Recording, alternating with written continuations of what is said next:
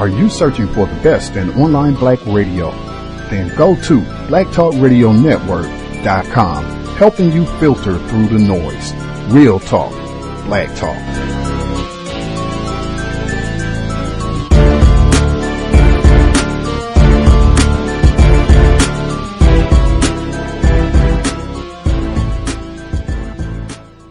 The internet is full of half-truths and all-out lies. We've all seen them, and many people on social media complaining about it. Here's your chance to show and prove. WorldAfropedia.com is a black-owned and operated encyclopedia. There are several thousand articles, but we need help. We can't uncover all the truth ourselves. So please, join us and become a writer, editor, or blogger for WorldAfropedia.com today. Every little bit counts. We owe it to the future generations to put the truth out there. Visit WorldAfropedia.com, the African-centered encyclopedia, a global database of African knowledge for the purpose of bringing about global African wisdom and understanding. WorldAfropedia.com.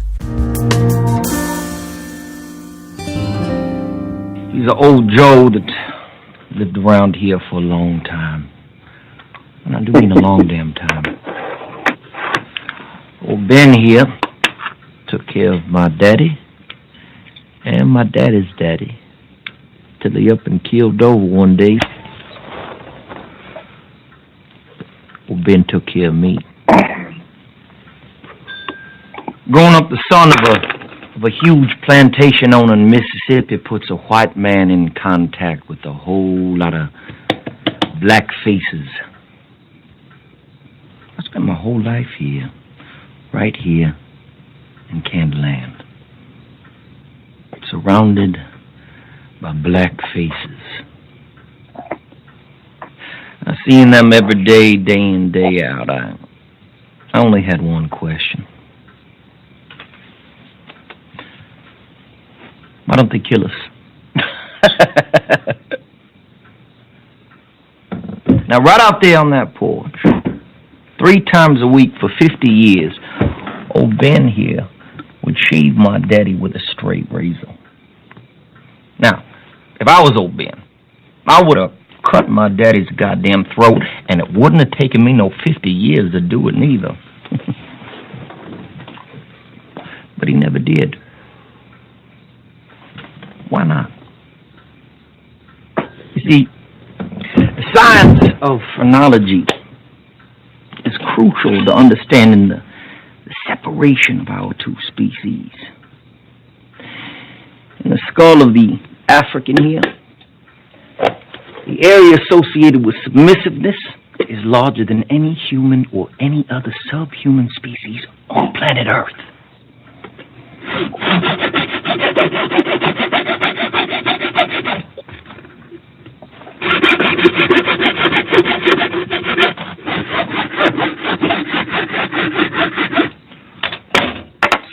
If you examine this piece of skull here,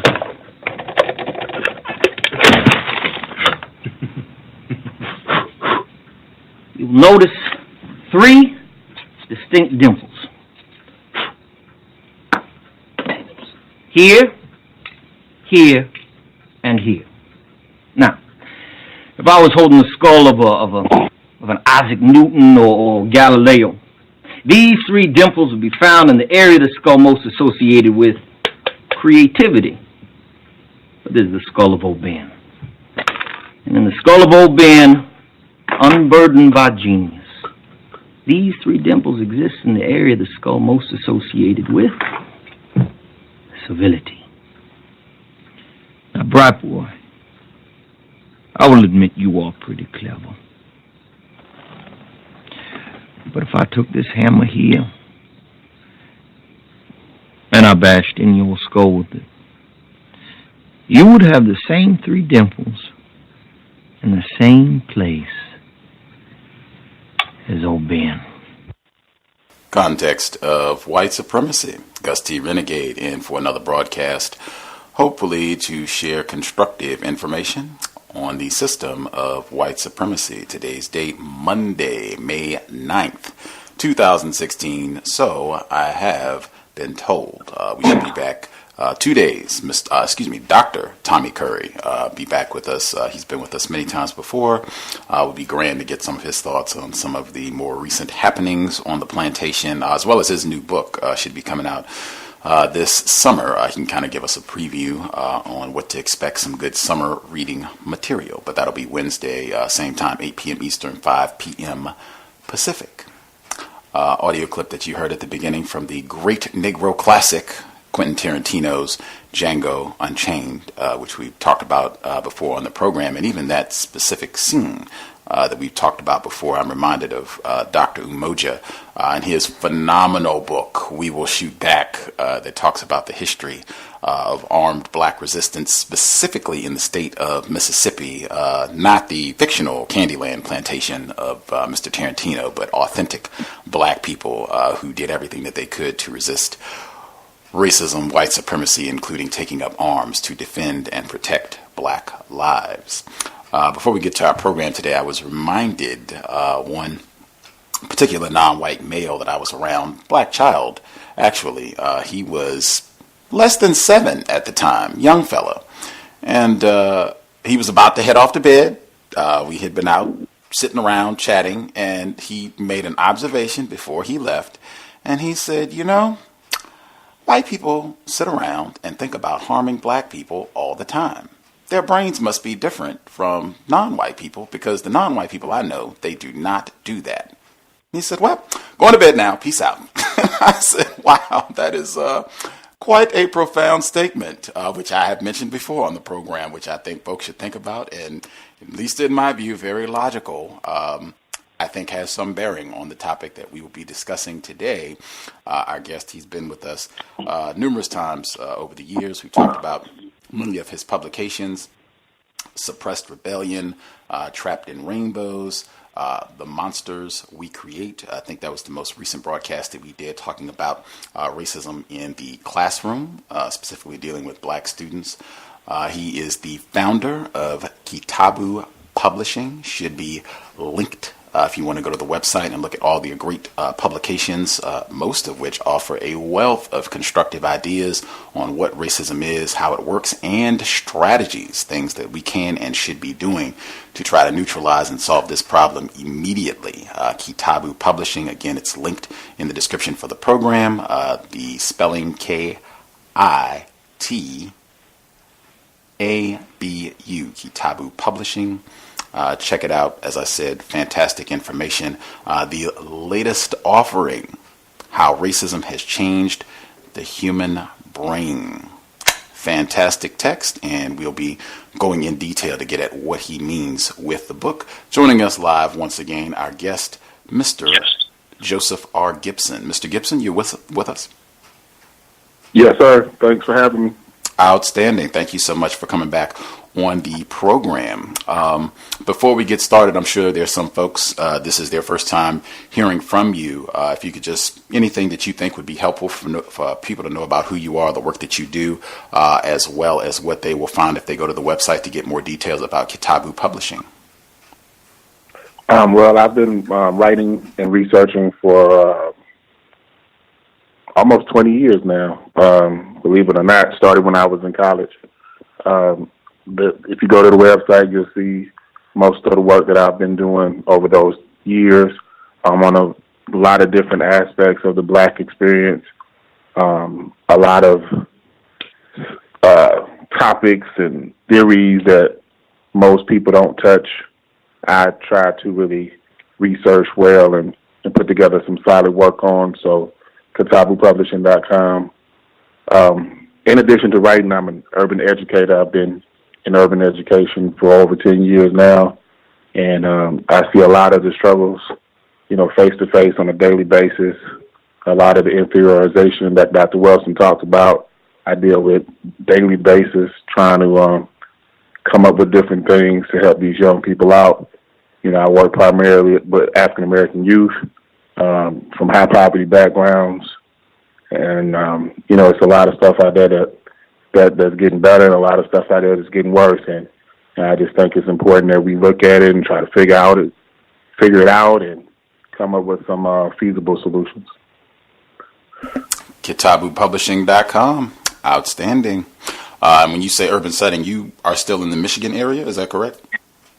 Right, Detroit. Detroit, right on.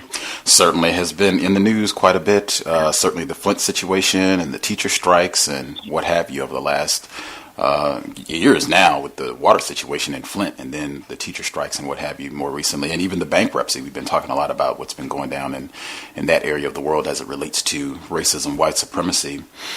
I guess to get into this book and the audio clip that we played at the beginning, that'll pop up as we delve into the book and what you are discussing, how racism has changed the human brain.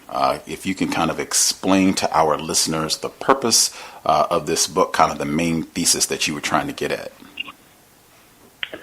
Well, mostly I wanted to, there's a quote that's highlighted in the book from Carter G. Woodson from The Miseducation of the Negro that basically explains that once you can control someone's thinking, it's a very popular quote, once you control someone's thinking, you don't have to worry about them acting or reacting in ways you don't want them to.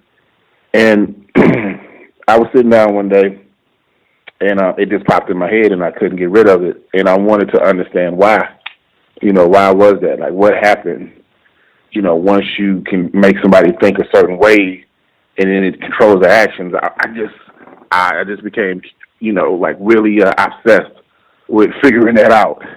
And I didn't want to do anything superficial. I wanted to do something like really, really deep, and it's really hard to get deeper than the human brain. So I did some research, and it led me to the concept of neuroplasticity, or brain change, based on experiences and emotions and consistent trauma and things like that.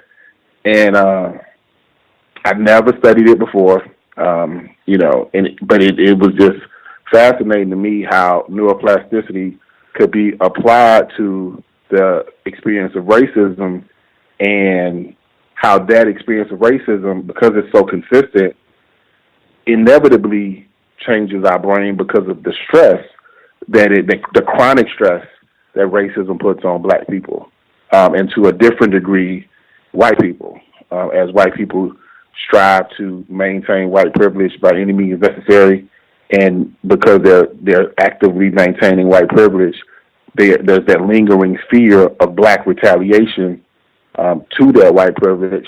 So they're stressed because of that, and then all of the disadvantages that we face as a result of racism, we're stressed because of that.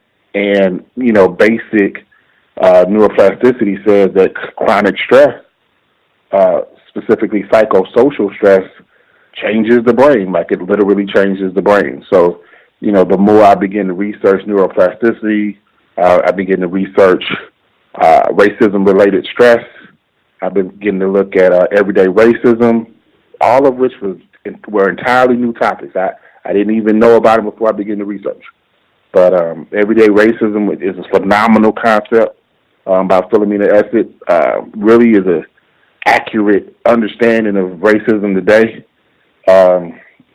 Looking at white privilege deeper, and how all those things basically changes the black brain in America in ways that encourage us to remain docile and to not rebel, and to not fight against, in any kind of way, our inferiorization and against white privilege.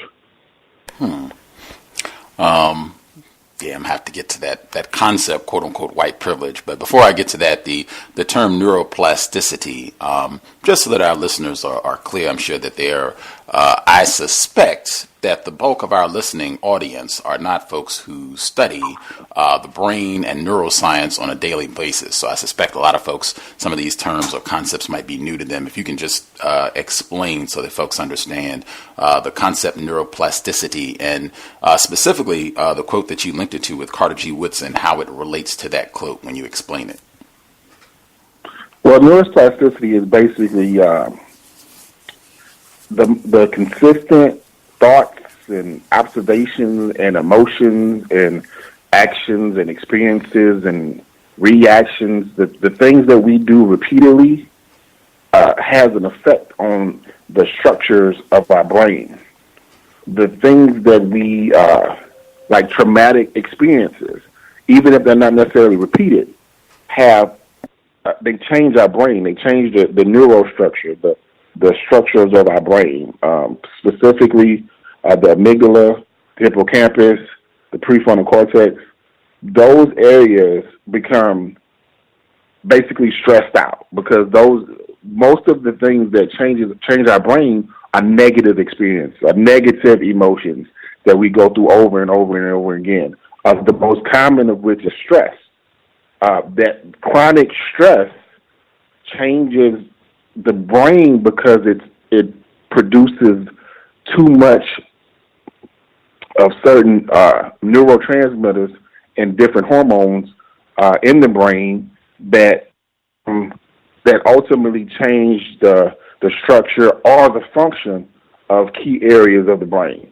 One of those common neurochemicals or brain chemicals is cortisol. You have too much cortisol in your brain, it begins to change the amygdala, it begins to change the hippocampus and the prefrontal cortex, and those things have a real impact on how we react to things, how we perceive things. The amygdala, for example, it's what houses our fear. A lot of our survival-oriented emotions and reactions are products of the amygdala. And if the amygdala is changed by this constant cortisol saturation, which is a byproduct of chronic stress, then you become more afraid. You become more anxious.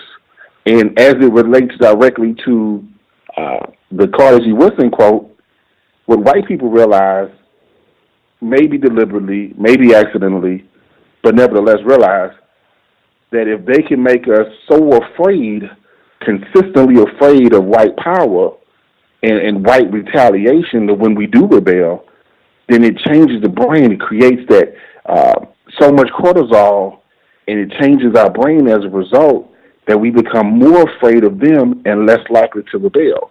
So you basically control the brain or control our thoughts by making most of our thoughts survival-oriented, where survival becomes the most important thing. And rebellion tends to go against survival in most people's minds, in the common mind.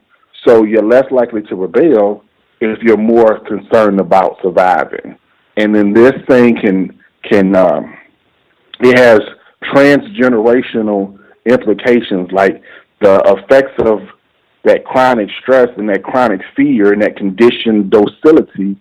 It doesn't go away from a generation to generation as a result of the concept of epigenetics.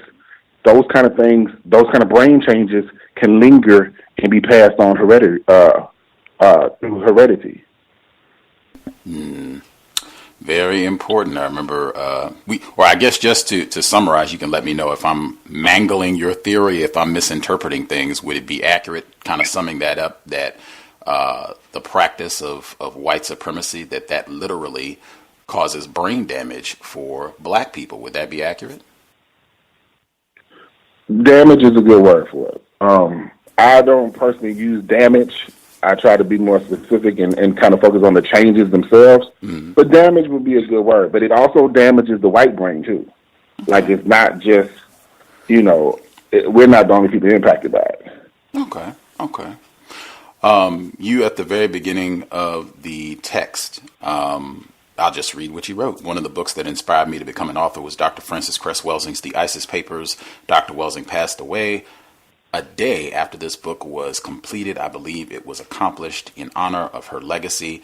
You quote, "Any person not interested in a definition, analysis, and deeper understanding of worldwide white supremacy must have an interest, conscious or subconscious, in maintaining the same. Extremely important book. And you even quote, in fact, I can go one of the other terms that I think is kind of important to lay out at the beginning, because I think you say in the book that you suspect Dr. Welsing might have been the first person to use the term inferiorization in talking about black people and what has happened as a result of racism, white supremacy. Just if you can explain that concept and how that relates to how racism has changed the brain.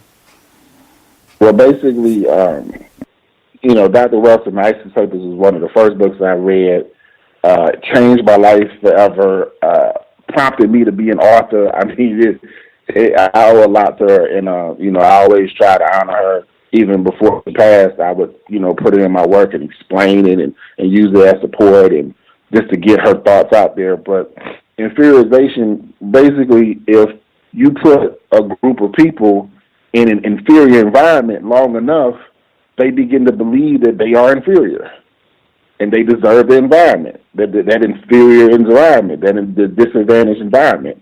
And they begin to ultimately hate themselves so much that they justify being inferior and being put in this inferior environment. You basically give them inferior schools.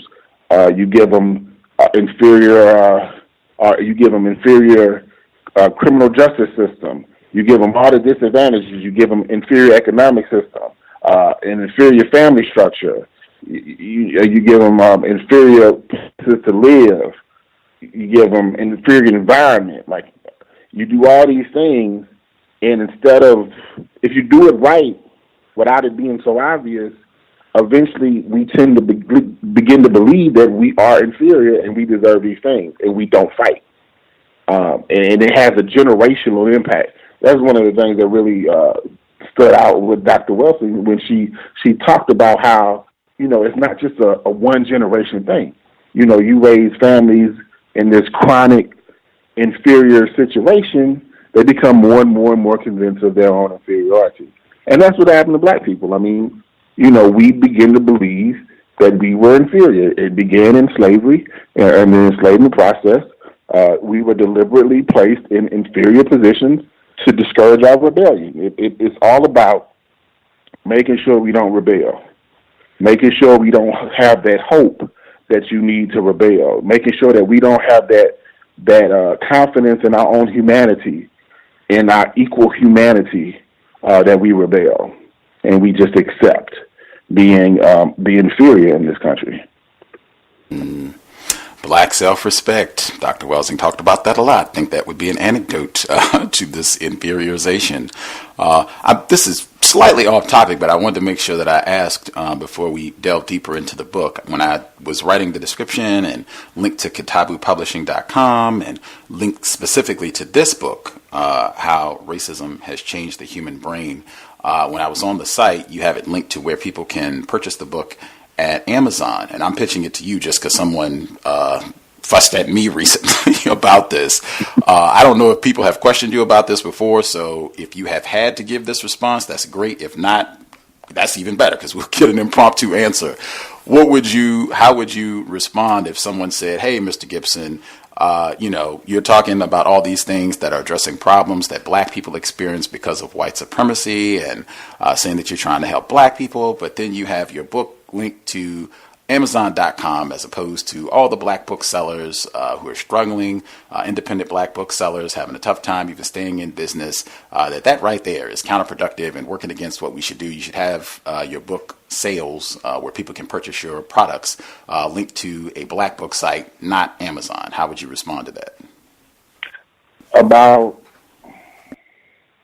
7 years ago, me and my wife sat down and we we found a list of all these black bookstores in America, and we prepared a kind of like a order form that introduced the book titles that I had at the time, and how to order them in group.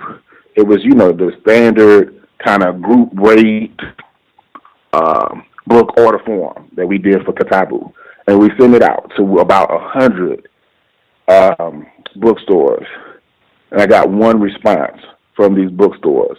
Sometimes the package, the envelope that we prepared came back because the bookstore was closed. Other than that, I just didn't hear anything.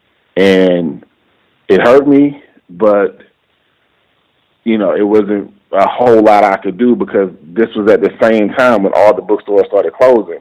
When KITABU first came out, we came out in print form exclusively through bookstores, black bookstores. Like our first stores that we were in were black bookstores. We began in Louisiana. We spread out to North Carolina because of our relationship with U.S. Communication Systems. So when we first came out, all we did was through black bookstores because nobody else would service us. At that time, ebooks wasn't a popular. I don't even know if ebooks was around at all. It definitely wasn't a popular medium. But as time moved on and ebooks became a bigger thing, there's no black Amazon. There's no black Amazon that sells ebooks that I'm aware of. If there are, somebody please let me know. I'd reach out tomorrow and get our stuff on there. But we shifted as a company away from print, and we're more ebooks and, either a straight up ebook or a Kindle download, a Nook download. And based on my knowledge, and I'm not claiming to know everything, but there's no black Barnes & Nobles or no black Amazon.com that has that digital capacity. So we have to use what we have. So that would be my response. Wow. Appreciate the response. Excellent. That is sad to hear. But UBUS, that is Mr. H. Khalifa out of Virginia. He has been on the program repeatedly. That was part of my response when the person came to fuss at me that I don't know if Gus's name should be at the top of the list for anyone fussing about not supporting black book writers or black book publishers. I think I would stand by our work with what we've done, and you can ask Mr. H. Khalifa if he thinks that we have supported his efforts in supporting black authors, black book publishers. Back to the book, How Racism Has Changed the Human Brain. You mentioned the word white privilege already several times during the discussion today. And even before I get to that, one of the things I do point out, now that we've been on the air about 7 years, more than 7 years, I tend, if I'm reading a book that someone has written about racism, they're going to come on the program, I will check their references to see how many of the people that they reference have been guests on the program. And I think this book by far references the most authors that have been guests on the Cows. When I went through to check, Tim Wise, the infamous admitted racist, he's been on the program more than 5 times. Toon Van Dijk, he was joined us live from Spain, no less. Bernelia Randall, 4-time guest on the Cows. Joe Fegan, admitted racist. Dr. Peggy McIntosh, Dr. Robert Jensen, the infamous Sam Vaknin joined us live from Macedonia, Dr. Nancy Krieger, Oba Tishaka, Francis Kendall, Dana R. Carney, certainly Mr. Neely Fuller Jr., and 31-time guest Dr. Francis Cress Welsing. I don't think we've had anybody else who's mentioned that many people that we have talked to directly and have been on the program and either read their material, sometimes multiple different books and what have you that they've published. So it, at least for me, had a ring of familiarity seeing so many folks that, I have talked to. I am familiar with their work somewhat. The term white privilege, and particularly a lot of these white authors, they use the term white privilege. And I think anyone who has listened to the Cows for any period of time, they know my stance on that term, that it is not accurate to describe what we are experiencing, the dominant force in the form of people on this planet, as white privilege. I've taken the position that many of these white people, they deliberately use that term because it obscures what they're doing. As Mr. Fuller has explained on the program, even our guest coming up on Wednesday, Dr. Tommy Curry has explained that really kind of makes it seem like this is just, hey, white people just get a little extra bit of cornbread for dinner time, or they get, a little extra cup of coffee on the side, when that's not what this is. What this is terrorism, deliberate targeted terrorism worldwide for generations. As you said, this is centuries. This is not just a 5-year thing, 10-year thing, that this has been long running. Do you think white privilege, do you think that's the most accurate way to describe what it is that we're dealing with? I think that any term can be expanded. And that's what I did with the term white privilege. This book is not a shallow book by any means. Every thought that's brought into it is expanded from what used to be the foundational thought behind it. With white privilege, I looked at black humanity a lot. And I looked at how white people looked at black people as less than human, and how they convinced us to look at ourselves as less than human. White privilege, the best privilege, the best advantage white people have is that they have that implied benefit of being fully human, whereas we don't. There's the presumption of black inferiority, that we're less than human, that we have less human potential. And that's how I look at white privilege. That's amazing that white people can just be white and fully human, and nobody gives it a second thought, whereas we have to fight to prove that we're human, or accept our own inferiority, which most of us do. I don't look at it like you described it earlier at all. I look at it as a very powerful force. I look at it as something that's been sought after. We just talked about inferiorization. The opposite of inferiorization in popular terms would be white privilege. It's this, and I talk about this in the book. It's superiorization. So if you had to change the word white privilege, let's say conversation before I finished the book, and you made me think that white privilege wasn't cool or wasn't accurate or wasn't adequate, then I would have replaced it altogether probably with superiorization, because that's what it is. It's creating a group of people who believe they're superior without a shadow of a doubt. They believe they're superior just as much as most of us believe we're inferior. And that's a product of having superior schools, superior economic system, superior economic opportunities, living in residence, and growing up in an environment that gives you superior advantages, having a criminal justice system around you that gives you superior advantages, having a superior family structure. All of those things create superiorization, which I explain in the book, but it's really the opposite of inferiorization. So black people for centuries have been inferiorized. White people for centuries have been superiorized, to the point that it has that impact on our brain, that it has changed our brain in ways that support that presumed inferiority or the egotistical delusion of being superior. So it's not just white privilege. It's not just that, but it's important. That term is an important term. And I know it came from white people, but hell, most of the words that we use came from white people. It don't make them bad words. It's just you have to use them correctly. Absolutely. Most of the language that we're speaking came from white people. But I think one of the things I do make an effort to emphasize on the program, the importance of using the most accurate terms and using accurate definitions, because that's another one that's been my experience where white people, they will just use inaccurate definitions or no definition at all. Frequently that happens with the term racism, no definition at all used. So I definitely I see the logic in that. Although I'm not sure I heard an answer about whether or not white privilege is the most accurate term to describe what's happening. I can only submit we had a white author on our program less than a week ago, Amy Louise Wood, white woman. She wrote the book Lynching as Spectacle. The term white privilege did not appear anywhere in her book. And she talked about the importance of white people watching black people being hung and butchered, mutilated, killed, not just in the hundreds, thousands sometimes, and then even more than that, because they would have photographs of this and postcards, and they would send them all around to their friends and relatives and brag about this. We lynched the niggers, or we lynched the nigger this other day, and blah, blah, blah. And she didn't use that term anywhere in the book. And I asked her, I said, do you think white privilege is accurate to describe this? And she said, no, that's not why it's in the book. And I said, exactly, that was my thought exactly. And the power dynamic, which you, in my view at least, what you described when you gave us your response, how you are in position to have superior schools, superior housing, superior economic position.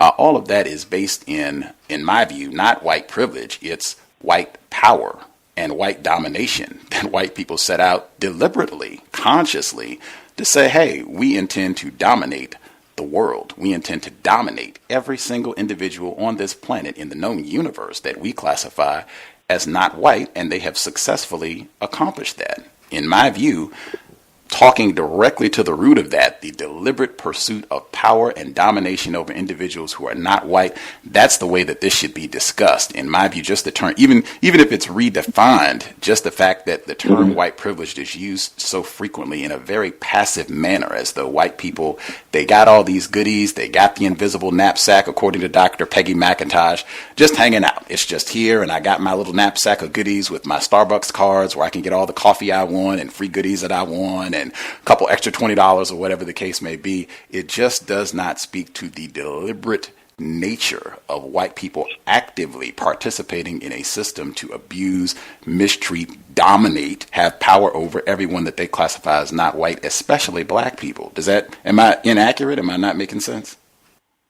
No, and if you read the book, you're not inaccurate. If you read the book in certain parts of it, and like the foundational parts of it, domination is explored. Like the neuroplasticity behind domination, white domination, is explored. The power relationship between black and white is explored. Like I said, part of the book talks about white privilege, but it's not all of the book. It's a part of it, and then I expand on it. And domination is huge. Boundary maintenance is huge. Hierarchy establishment is huge, and how your brain plays into that and is affected by it. One thing that in our last interview, we were looking at the monsters we make, and the underlying theory behind that book was most of the teachers in urban schools are unconsciously racist. And you questioned me on the use of unconscious racism, and you said, well, do you really think it's unconscious? And then I said, no. I admitted it. I said, no. And it made me look at, when I was writing this book, I wanted to know, well, if it's not unconscious, then what is it?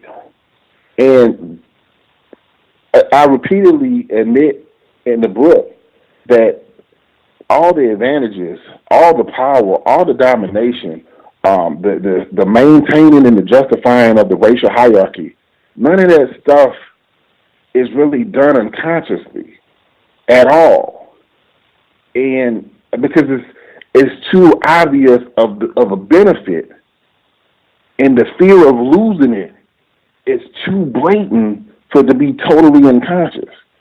So when I look at white privilege, I don't look at it as I ain't trying to sugarcoat nothing for anybody, first off. So, and I'm not trying to be superficial with anything. And I'm not trying to excuse anything. So if I look at white privilege as a term and utilize it, it's really as a starting point to get into something deeper. So that's when we look at, the concept of empathy and humanity, and how after centuries of racism, white people don't look at black people with the same level of empathy as they look at each other, because they don't see us as fully human. That's important. But it's linked to white privilege, because it's beneficial for white people not to look at us as human, because one, it lessens that fear of retaliation against all of those privileges they've been having for so long, and it also justifies the fact that they get these privileges. So whether you call it advantages, privileges, power, the top of the hierarchy, there's a lot of ways to describe it, and I try to describe it in a lot of different ways. But power, yes, that is the key to racism. The goal is, and it's not just racism, power, it's power for survival purposes. And that's something that I first learned from Dr. Welsing. I mean, it's all about survival. The people who have the most advantages tend to survive longer than the people who are most disadvantaged. So yes, you're right. It is about power. And, by no means is my goal to to not give full credit for racism to racists. Right on. Mr. Gibson does say that more than once, actually, in the book. If you read the whole thing, he does say that, and I think he makes it a personal statement that he does not believe that white people are unconscious about all this, that it just doesn't make sense. I think he says that more than once later on in the book. It's just, I searched. The term white privilege is used in the book more than 100 times. Terror is used less than 20 times. This is a personal thing for Gus T Renegade, and Mr. Gibson and or listeners can feel free, because he does have many very important concepts in the book about how racism makes these changes to the human brain, the way that we think, speak, and act. And how this really hampers our efforts to solve this problem and kind of produces some of the same thought, speech, and action once the brain, these changes have taken place in the brain about how we think about the world just as a result of racism. I think those are really important concepts. I think he says this in the book. One of the things that can play a part in neuroplasticity is words that are used. And for me, the word white privilege, just that concept, in my view, I've talked about it, I've written about it, very, very important. And just for me, that made it more challenging in reading the book, just because that's one of the key things that I talk about, accurate use of terms. I even use that as a hashtag. Racism is not a privilege. I'm really discouraging that. But if any listeners feel like I've missed the point or off track with Mr. Gibson's work on this, or even Mr. Gibson himself, you can feel free when you call in to share that point as well.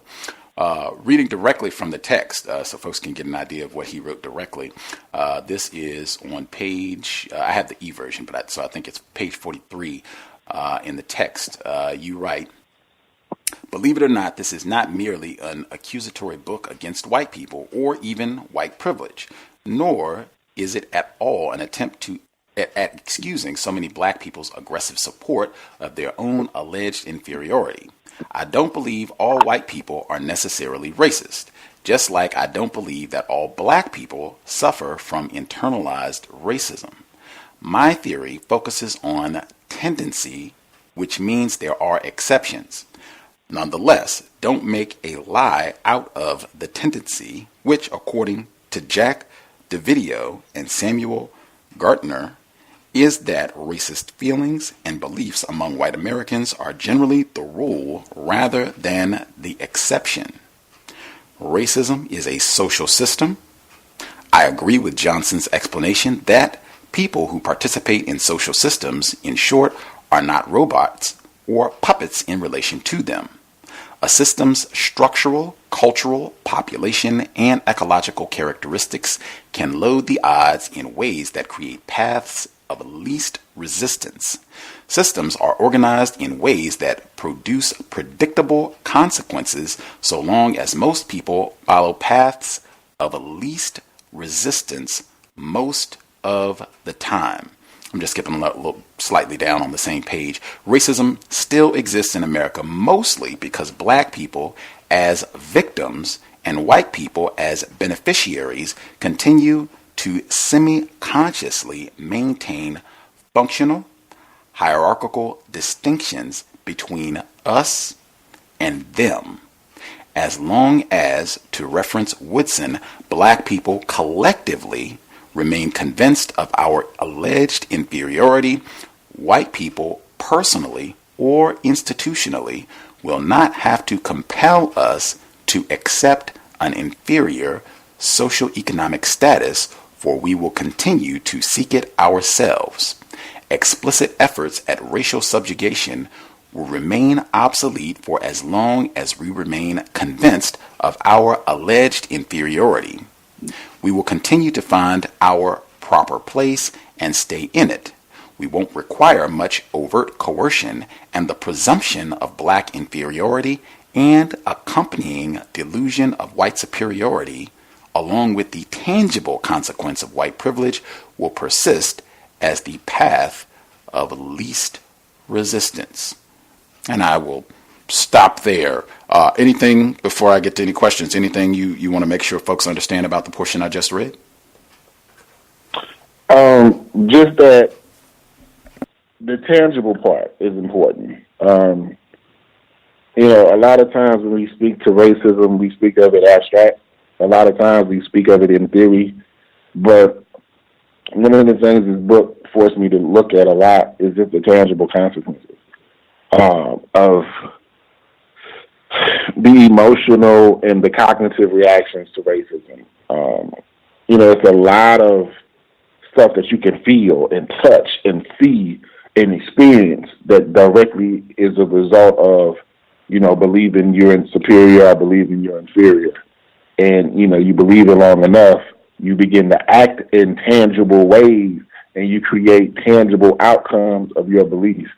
Real life, realistic things you could touch, see, smell.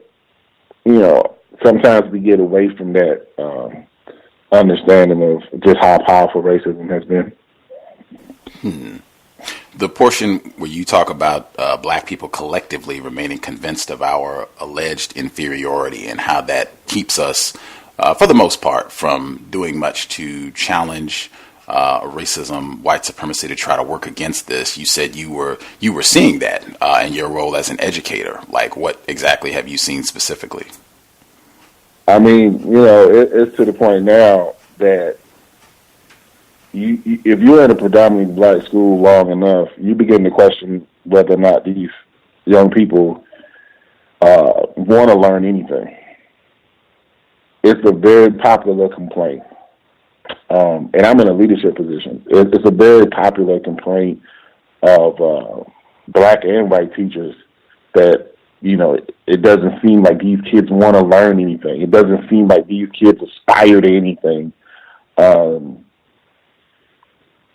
It doesn't seem like they care about their future, like they're content with just staying in poverty and staying in misery.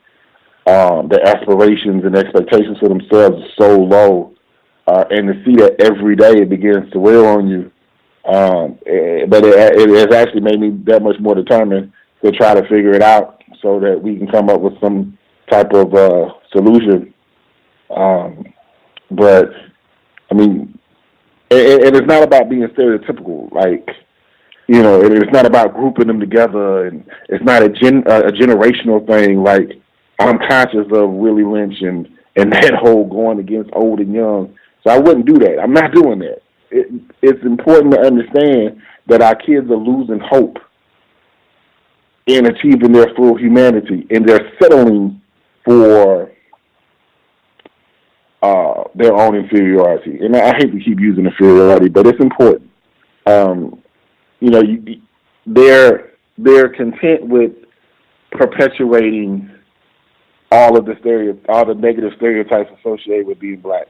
Most of them. I mean, like, by far the great majority, because they've become that convinced. Their brains have changed that much as a result of that chronic stress of everyday racism that this is all they can do. They've lost hope and the ability of being anything else. These black birds don't try to fly no more. Like, they're totally convinced that it's useless. There's a lot of learned helplessness. It's something that I talk about in the book too. Why try? Racism is still going to be what it is. I'm still going to be inferior. Why try to do something different? And you see the apathy, and you see the indifference, you see the frustration, you see the self-destructive behaviors that come out of it. I see it, man. I've been seeing it for a long time. And when I was a classroom teacher, it was easier for me to affect it, even though it was in smaller groups. One of the things that I wrote in the book a while back is, as a teacher in an urban school, your main job is to convince them your students are not niggers, and what that really means. And that hasn't gone away. In fact, it's worse. Like, it's even more important because they've accepted that definition of themselves because it's one of the few that they've been consistently exposed to.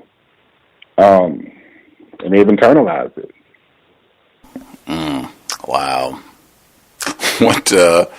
And I think people who read the ISIS papers, just to make sure we continue to reference Dr. Frances Cress Welsing, you put it in the book, the passage where she talks about young children that she works with. I know she mentioned this frequently when she would give lectures and what have you, that the brain computer of young black children is already showing the impact of racism, white supremacy. I think you would say this might be neuroplasticity, where you see what happens to black people who try to work against racism. Dr. King, Malcolm X, Fred Hampton, you see what happens to them. Like, wow, if you try to help black people, you'll get killed. I'm not going to do that.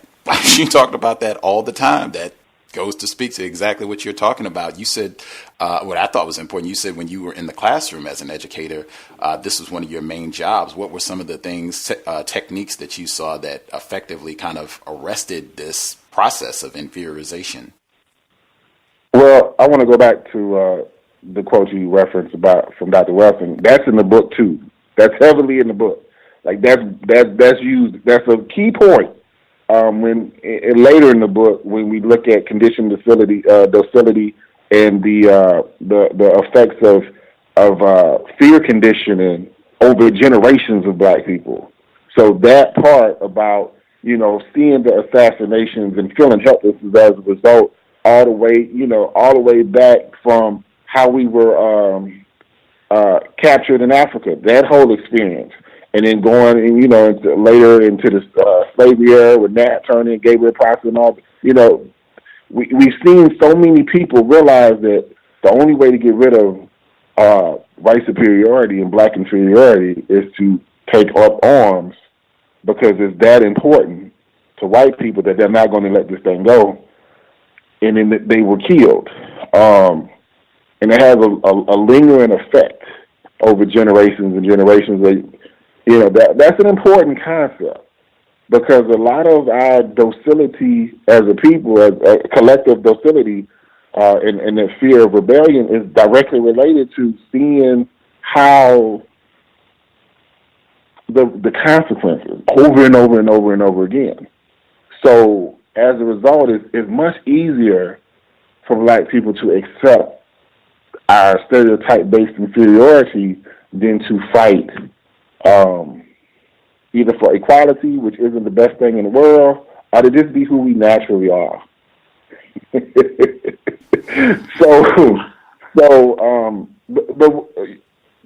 what did I do to combat that? Well, I read Tookie Williams a while back, his autobiography, and he talked about how when he was in prison, he just studied a whole lot of black history.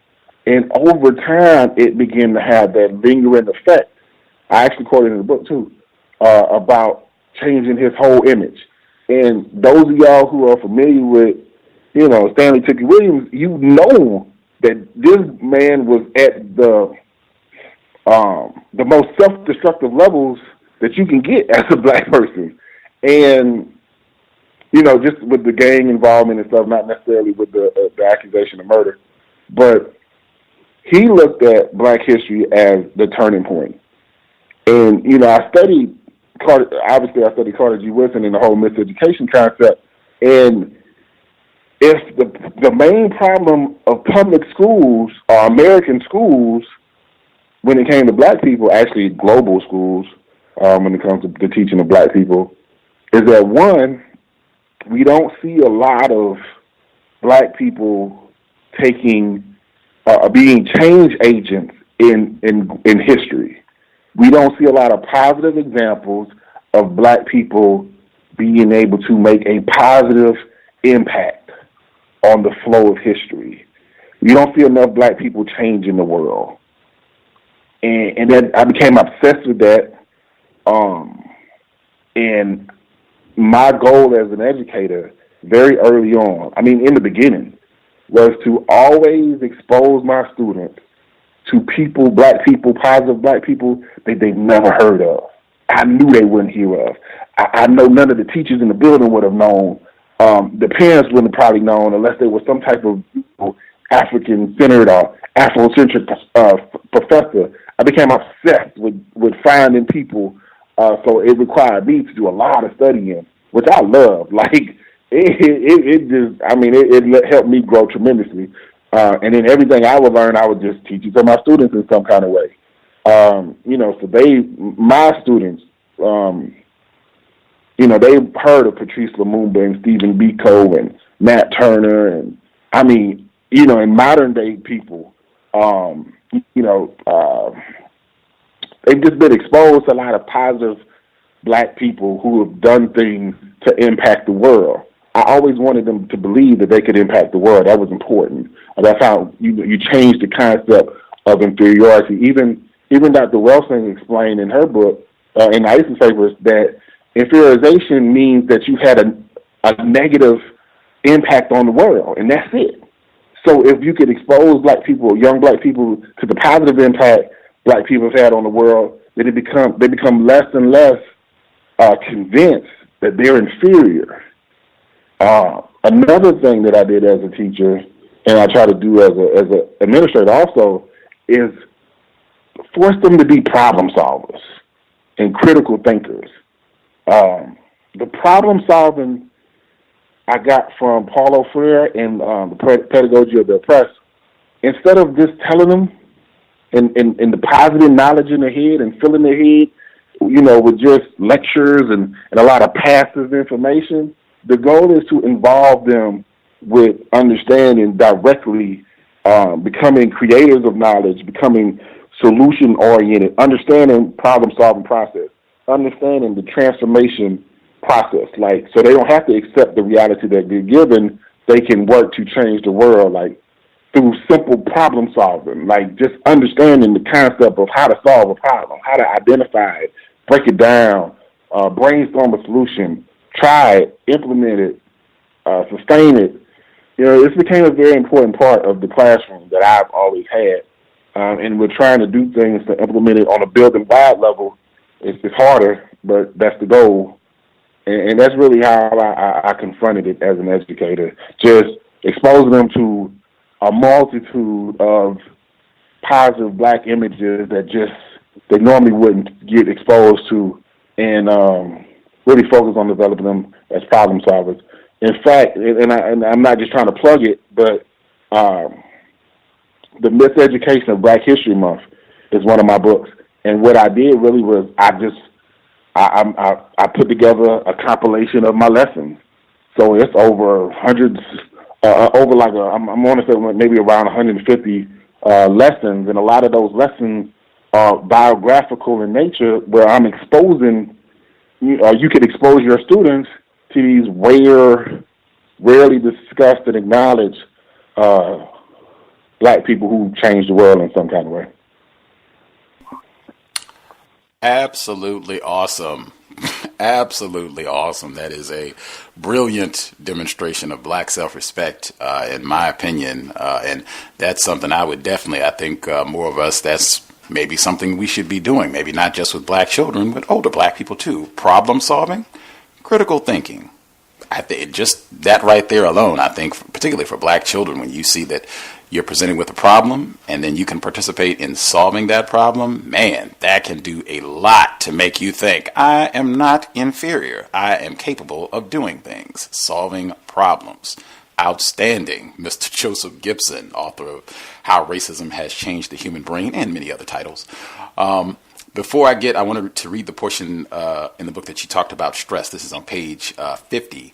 Before I do that, just to kind of ground this in real world experiences, I got this letter just like hours ago before we went live from one of our listeners. So this is a black male in the Bay Area, California. And I guess even before I do that, in case anybody is listening, to name drop Stanley Tukey Williams, black male, he was executed in California. He was on death row. He admitted he participated in a lot of really self-destructive behaviors, gang activity, and beating, killing people, that sort of thing. And then, as you stated, once he was incarcerated, began to study and really changed the way that he thought, spoke, act. He wrote children's books and talked about his conversion process. Really, really fascinating story. But he was executed, unfortunately, I believe, while Governor Arnold Schwarzenegger was in office. I could be in error on that part. So this is from a listener today, just hours ago, wrote this in. He said he works for the BART system in Bay Area, California. That's the subway system or transit system, train system. So he says that While he was at work, one white homeless person told me several times he was going to kill me while calling me all kinds of niggers. He had a weapon in his hand and took an attacking stance. I let the police know because lately there's been a lot of violence towards BART employees. So after barely looking for him, the white officer comes to me and tells me not to engage him. I say I didn't engage him in the first place. Needless to say, this pissed the officer off. So they leave, and here comes this homeless white guy again threatening me and calling me a nigger again. I was so mad and embarrassed. Later, I see the guy, and I see the same officer. I point him out to the cop, who walks up on me, pissed off. I ask him, is it okay for this homeless man to threaten my life? He says, no, I didn't say that. I tell him, there's the guy. The officer was so super focused on me, I didn't know what to do. This is not the first time. This is affecting my health. And even though he didn't write this, I would submit based on your book, this is damaging my brain. I was going to read the part on stress to connect the two, unless you wanted to add in anything before I read what you wrote. No, go ahead. Okay. This is from page 50, from How Racism Has Changed the Human Brain. Stress, more specifically, the stress response, is our brain's most efficient survival mechanism. Stress, or the stress response, is our brain's reaction or overreaction to any information from our circumstances that imply threat. The stress response is also referred to as the fight or flight response because it effectively prepares the human body to either fight or flee from this implied threat. The human brain, when faced with a real or imagined threat to human survival, readies the human to confront the threat or promptly get as far away physically or psychologically from the threat as possible. This fight or flight response instinctively enables surviving any perceived threatening circumstances or stressors to become the brain's undisputed priority. Moreover, our perceived status influences how we interact interpersonally with outgroup members that we perceive as superior or inferior to us. Status is highly emotional because it's so distinctly linked with survival. As a result, people will typically react emotionally as opposed to logically to protect their individual and group status whenever a threat is perceived. Racism, for instance, is both a consequence of racial stratification and an inherently emotional response to the chronic stress of status threat imposed by the mere existence of a racial outgroup. From its international origins, racism's raison d'etre was to maintain a facade of antagonistic interracial competition for social material advantage.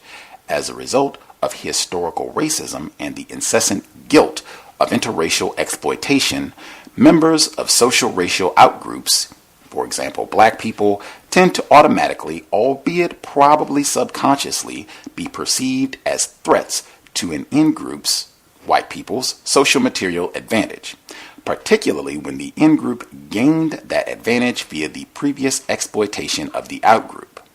Thus, interaction with them, outgroup members, especially when there is a semblance of equality or aggression, is uniquely stressful. Simply put, black folks stress white folks out because they're subconsciously afraid we'll kill them and or take away white privilege because we're still pissed about slavery and segregation and modern-day residential segregation. Racial stereotypes are constantly internalized socio-culturally and then used to both justify and mitigate this perception of threat. I will stop there, and you give a lot of evidence, a lot of explaining in the book in big detail about how this chronic stress, and particularly stress when you're overwhelmed, as our listener, overwhelmed and feeling like you don't have the resources to properly manage racism-induced stress, how this damages the brain. Is that correct? Yes, sir. Okay. I guess one of the questions I also wanted to ask you in the section that I just read, you also submit that white people are stressed by black people. I guess how did you conclude or make an assessment that white people are stressed by black people? You don't do what white people have done this historically in modern day without some fear being present. It began with enslavement and just that constant fear of rebellion. And a whole bunch of scholars, some of them I've quoted in the book and used as sources, but it began then, that fear, that constant fear of rebellion, justifiable fear of rebellion. And that fear of rebellion hasn't gone away because all of the advantages of being white in America have not gone away. Amos Wilson explained it beautifully and I'm paraphrasing, when he basically said, look, you're going to either have white socioeconomic dominance or equality. You can't have both. And we've never had any semblance of equality. So white people have always been the socioeconomic dominant social group in America. And along with that is that ever-present fear of one day black people saying, you know what, we're tired of this. And so in their interactions with us, in their attempt to distance themselves from us psychologically, the underlying motivation always seems to be some type of fear. One of the things with racism nowadays that became a huge part of the book is the concept of micro events. So microaggressions, micro inequities, micro invalidations. A lot of what we experience now that's based on race and racism is an explicit racial discrimination.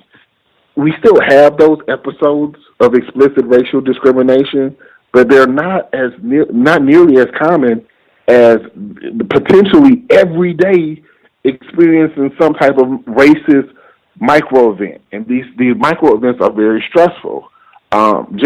Dealing with white people or working around white people, and seeing, assumptions that are made or attitudes that they have or, the way they talk or the way they think about you or the way they, just the interactions, just the interpersonal interactions seem based on fear and an attempt to disguise the fear.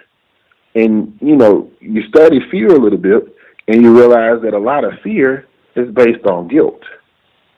And there's a lot of things to be guilty of being white in America.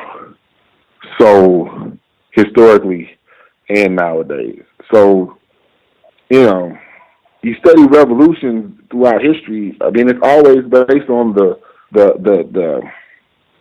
inequality and the frustration from the inequality and the disadvantaged group reaching a point where they no longer want to accept the inequality and they do something about it. And that fear stresses white people out to this day. Now, it's hard to notice, though, because, right along with their fear of us is our fear of them. And it took some time to understand how those two things don't contradict one another.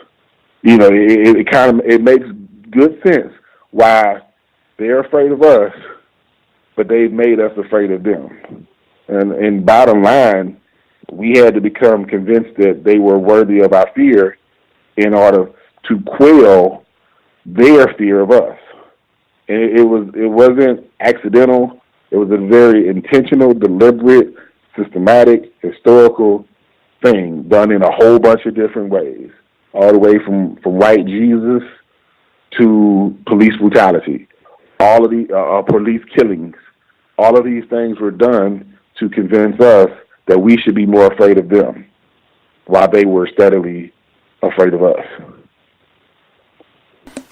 Would it be accurate just based on my reading, because I know that comes up later on in the book when you talk about the white Jesus and the way that religion has been used, religion of white supremacy, really, and then these killings and what have you, and where nobody's indicted, you just have these images plastered, whether it's online or on television, of another black person, dash cam footage, cell phone video of Sandra Bland or Michael Brown, Eric Garner being killed, that in addition to the stress of racism, white supremacy, and fear that you just talked about, programming, conditioning us to be fearful of whites, that also feeds into the inferiorization, that it's nothing that we can do about this, so let's just be docile and just go along with the program, path of least resistance. Right. Would just to give pushback, because we talked about the component of white people being either stressed by black people or afraid of black people. That has come up a lot, I would say, the last 2 years on the program, even with some of the incidents I just mentioned. I think Darren Wilson, the former officer in Ferguson who shot and killed Michael Brown, saying that he was afraid that Michael Brown was going to attack him or what have you, that he had already attacked him once and he was afraid he was charging him, he was going to come to violently do something to him again, that this has come up repeatedly, where these officers in these situations have said that they were afraid, so they had to shoot the black person 41 times. And a good chunk of our listeners have said that to them is not logical. What seems more logical is that white people are just using that as an excuse to say, well, I was afraid of this black person, so we had to kill them, or whatever we had to do, tase, choke them, whatever we had to do, that just becomes a justification for practicing racism, to lie and say that they were afraid. And I think some of our listeners have submitted that because they've said they just don't see any logical reason why white people would be afraid. In fact, they see white people behaving in a manner that seems to demonstrate they have no fear at all, where they said that they've seen white people come into areas where there are large numbers of black people and they don't seem particularly afraid for their life. The whole concept of quote unquote gentrification, where white people come in and take over a black neighborhood, they don't seem particularly fearful about being in these areas. And even some of in fact, I guess if I would even, when everything was going down in Ferguson after the non-indictment of Darren Wilson, and the black people had these reports that, oh my God, the lawlessness and they're rioting and blah, blah, blah, that white people didn't seem particularly afraid about all that. It almost seemed like entertainment to some white people, like, oh, we'll just sit in and watch, Gorillas in the Mist for the evening down in Ferguson. And that some people even said that they've seen a similar response every time that these sort of uprisings have happened. What happened in Baltimore after Freddie Gray was killed, even what happened in Los Angeles after the trial for the mauling of Rodney King, where there was no indictment, that whites didn't seem particularly afraid about this damaging or potentially impacting them. What would your response be? First off, we can't look at the history of the world. We can't be too shallow in how we explain a topic by looking at a very limited sample size of history and isolated events. It's important to kind of look at, try to go back as far as you can to really understand the concept. I think it was, I can't remember, but somebody once said a while back that if you really want to understand the concept, read history backwards. If you want to understand the present, read history backwards. And you got to kind of go far back in order to understand some deep stuff. On the superficial level, I can understand how it appears that white people are not afraid of black people. On the superficial level, like in those examples, I can understand the argument. I don't agree, but I can understand the argument that, yeah, white people seem pretty bold and there's no fear. And in fact, if you think about it, putting the concept of black inferiorization and white superiority and white superiorization. If I'm superior, why should I fear you? that seems like a conflict. It seems like there shouldn't be a fear of someone who's inferior of me. But if you go back and really look at it, why create the inferiority in the first place? There had to be a motivation there, a reason. Like, black people aren't inferior at all to white people. And if you trace back the evolution of the image of black people in the minds of whites, you know, millennia ago, there was no concept of black inferiority. In fact, white people admitted that black people were the more civilized race. And you know, for thousands of years. It wasn't until the popularization of the transatlantic slave trade that really the idea of black inferiority really became promoted worldwide. Well, that was directly linked to this fear of rebellion. That was directly, you know, a consequence of capturing people and forcing them to work and taking away from their homes and nations and institutions and culture and that constant rebellion. I mean, we were rebellious when we first came to America. I mean, there were over 250 slave rebellions throughout that early part of American history that we don't never learn about coincidentally. So we didn't accept it. There was a lot of fear there. Now, if you move forward to Jim Crow and the concept of separating the races, why do you think they were separate from us? There was a fear-based response. White people, the human brain thrives for survival. Like, that's our priority. We prioritize survival.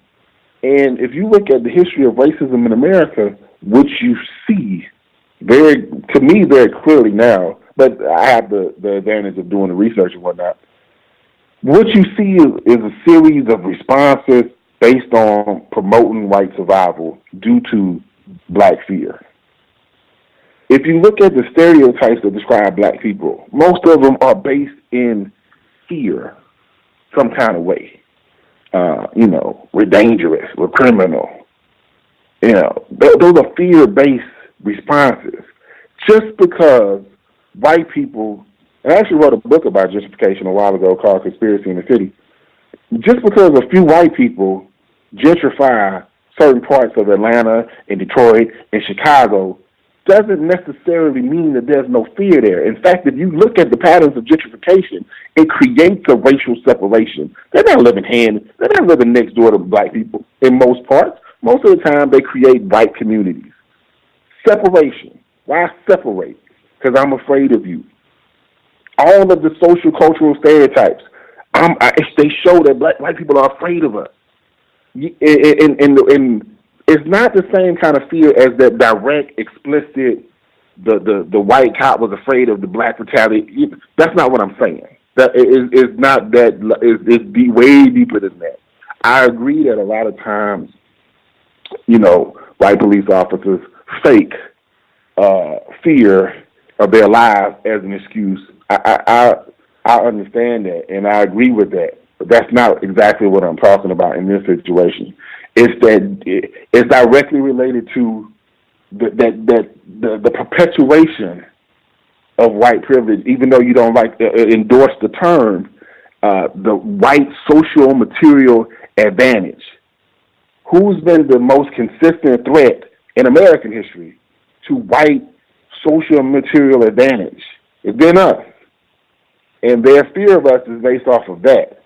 And that concept of equality of opportunity. They're afraid of equality of opportunity. Affirmative action scared the hell out of white people because that promoted on a governmental level the idea or the possibility of racial equality. And it had to be shut down. White people are afraid of racial equality. They're afraid of losing white social material advantage. They're afraid of losing their superiority in this hierarchy based on race in America. They're afraid of that.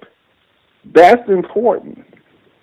And really one of the themes of this book is really looking at why is the brain so survival oriented, and how does it dictate a lot of the not only personal actions and responses, but the reactions and responses of entire groups of people, racial groups, social groups, racism. Racism is a byproduct of the survival-oriented white mind or white brain, having been changed by the stress of that fear of black retaliation to do something about it.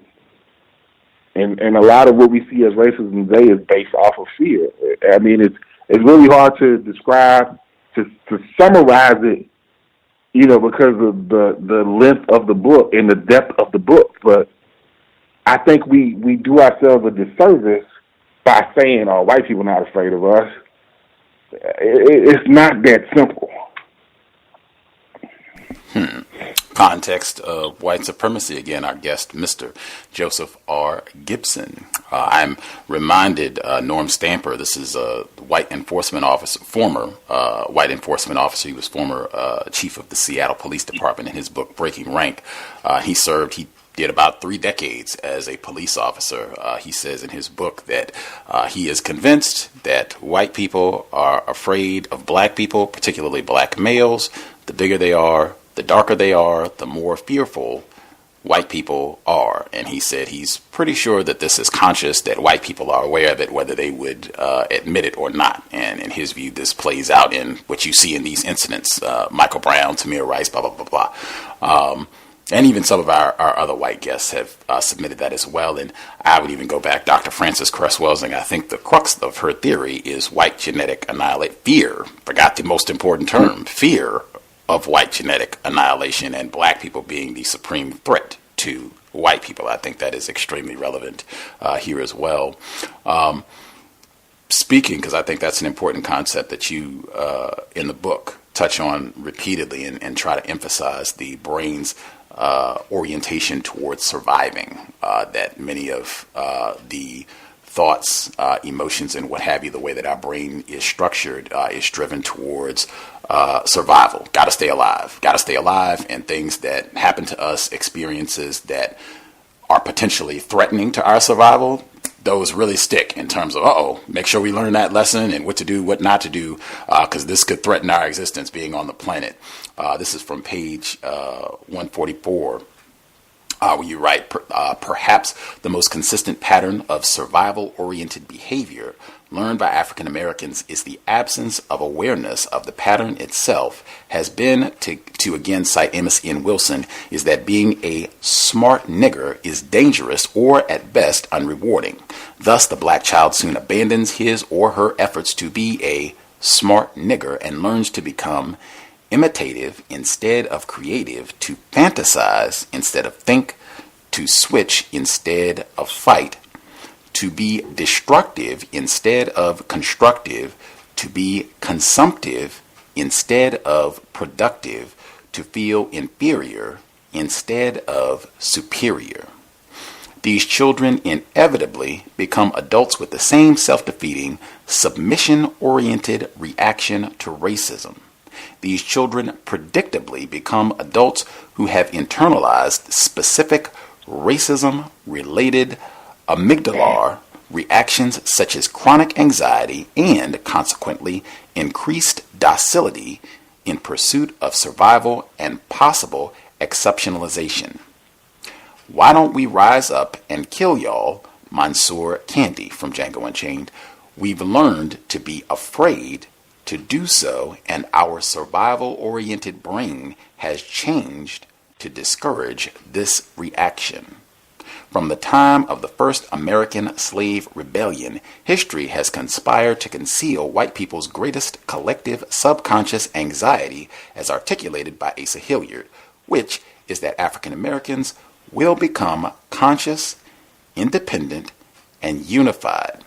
When this happens, we will therefore be able to mount effective resistance, gain freedom, mobilize for development, and become serious competitors for power.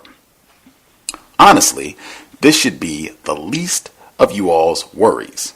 We're so far from that happening. Regrettable, especially as an African American, but verifiable. At this point in Black history, we're not even trying to become conscious, independent, and unified. We're far more complaint-oriented and circular thinking. In lieu of a united or even repeatedly individual challenge to imposed Black inferiority, which now seems like a ridiculous goal, we've settled for mostly individual pursuits of possible exceptionalism with regard to socioeconomic inferiorization, as if there were degrees of presumed inferiority. I will stop there. This is on page 144. Anything you want to make sure you emphasize or make sure people understand from that portion of the text? See, I'm glad you picked that part when you did. See, that's the fear. Like, that's where the fear comes from. Like, racism is, as you explained, introduced earlier, racism is based on the maintenance of power. The fear is that we become powerful enough to compete. That's the fear. So it's bigger than, white people coming and gentrifying a white cop using fear. It's bigger than that. It's that possibility that one day we put ourselves in a position that we can become competitors for power, like equally competitive for socioeconomic power in this country, in this world. That's the fear. And it's not an explicit fear. It's not even a fully conscious fear. Oftentimes it's semi-conscious. Like they kind of know what's up. They're not thinking about it like that. So it's not just it's this real open, overt, explicit fear. And it's important. Like, one reason why I do quote as much as I do is because, and we've had some brilliant people break down white supremacy throughout our years here. Like I don't think we have to start from scratch. Like they figured out very important elements of it and shared that wisdom and experience with us. And I think we should take that and evolve it. So when the late Asa Hilliard broke down what they're really afraid of, like, I've read that, I might have read that 20 years ago, but it sticks with me all the time. So I understand white fear because of that and some other stuff, but I understand it differently than, and not to be arrogant or anything, but I understand white fear differently than the average African American because of the stuff I've studied, the people who came before me and the wisdom that they allowed me to be able to engage in.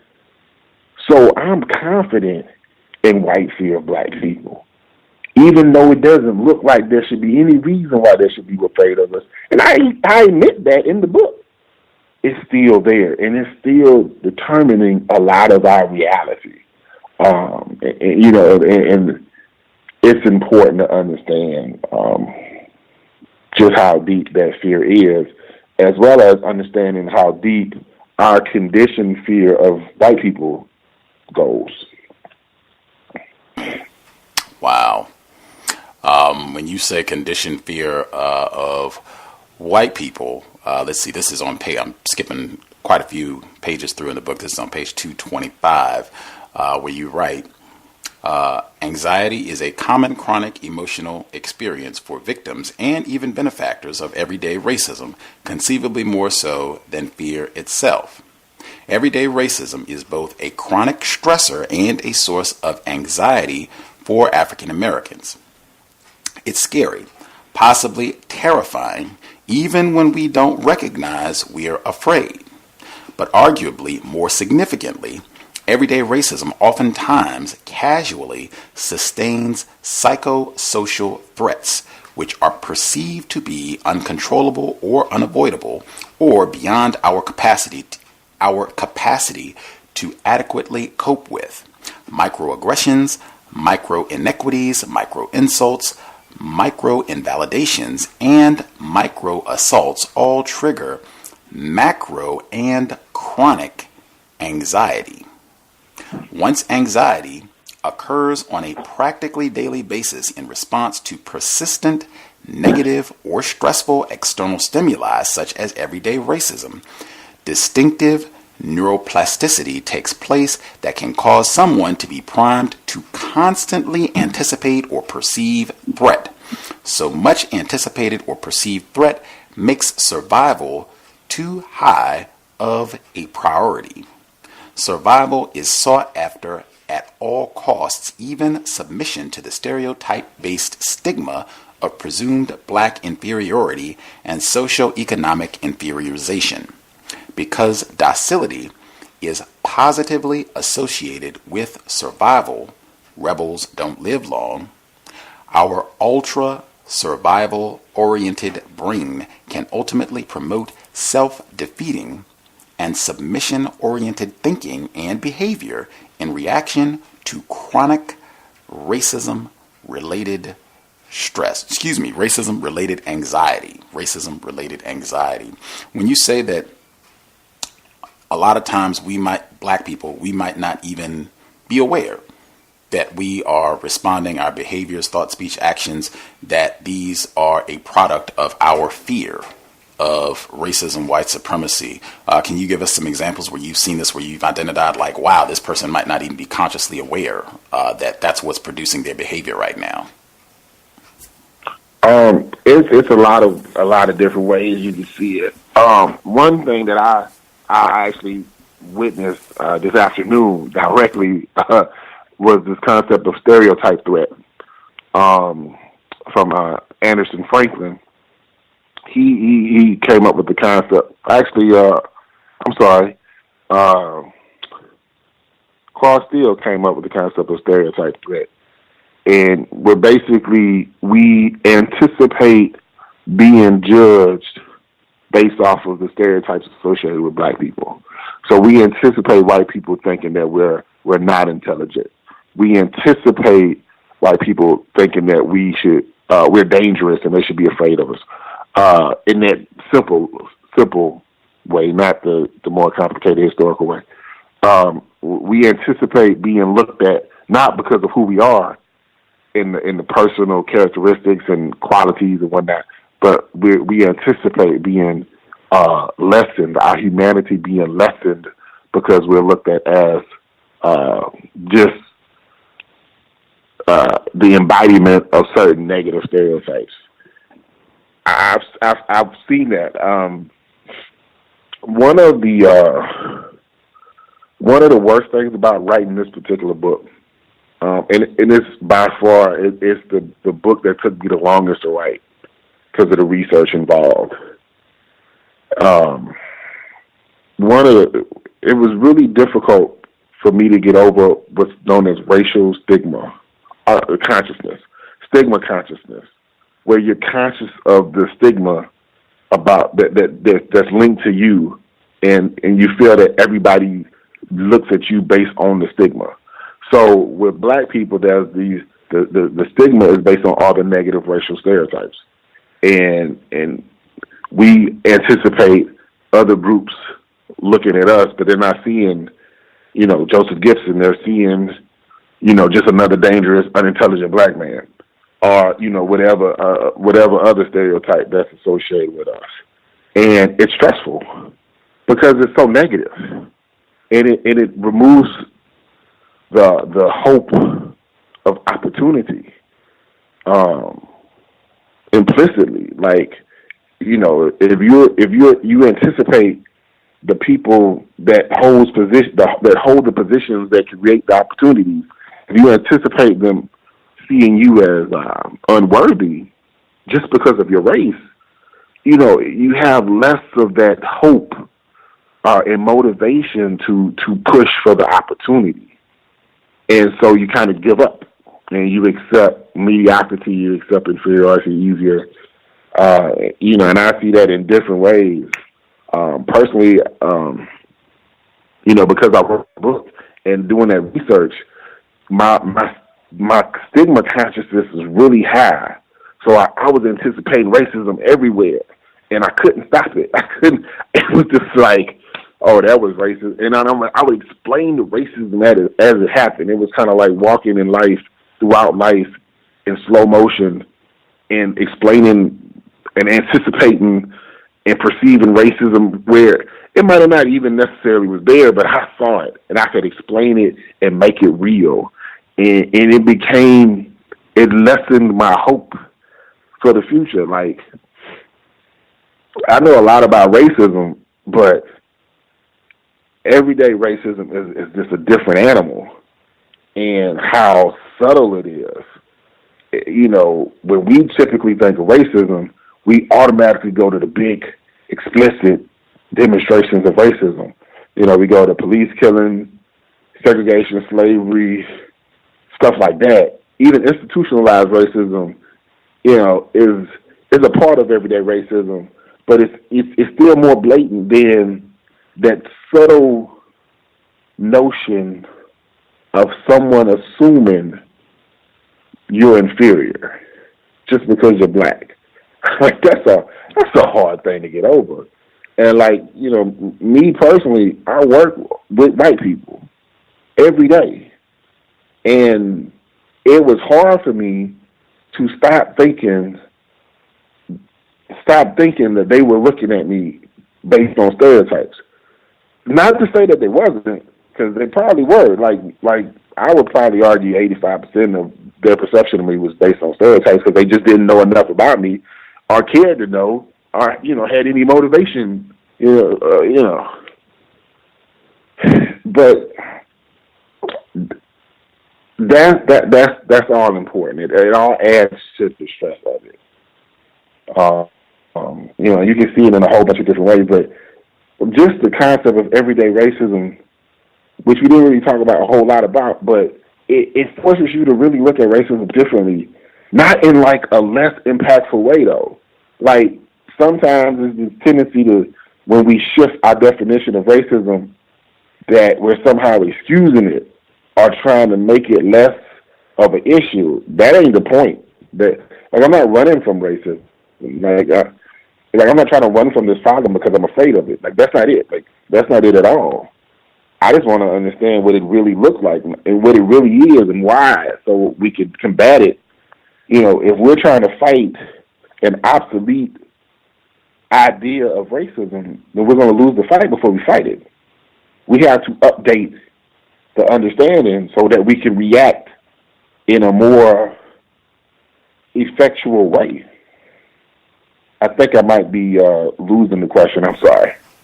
No, you were right in there in terms of people being afraid, even when they're not aware that is what is producing their behaviors or impacting their thought, speech, and action. Just fear of racism, white supremacy. I was going to get you to explain the concept. I think you had already mentioned it earlier in the program. Philomena said her concept of everyday racism. Do you want to make sure folks are clear on that before we move forward? Yeah, it's first off, it's a beautiful concept. First off, this lady is Dutch. She's not even American, and that shows you how global racism is. Because, you know, I'm pretty sure there ain't a lot of black Dutch, and if racism is bad enough for her to be able to articulate it that way, wow, it's a hell of a global concept. But we knew that. We knew that coming into the night. Everyday racism is really based on the concept of dealing with racism every day in some kind of way. So much so that you start thinking about it, because it's just, you don't even see it no more. It becomes invisible because it's so normal. It becomes invisible because it's so routine. And that's the I don't want to say beautiful part of everyday racism, but it's what makes it more accurate than what we traditionally look at as racism. Because, you know, most of us, we're not necessarily experiencing the more blatant, egregious, explicit forms of racism. Like, you know, most of us aren't being called nigger. Most of us aren't dealing directly with a potentially life-threatening police force. We all deal with institutional racism in some way, and that's a huge aspect of everyday racism. Like, that's a big part of what it's all about, is that reality of the institution impacting our lives on a daily basis. Just like a big part of everyday racism is the concept of micro events. So, and you mentioned it, you read it a little earlier about the microaggressions, micro inequities, micro invalidations.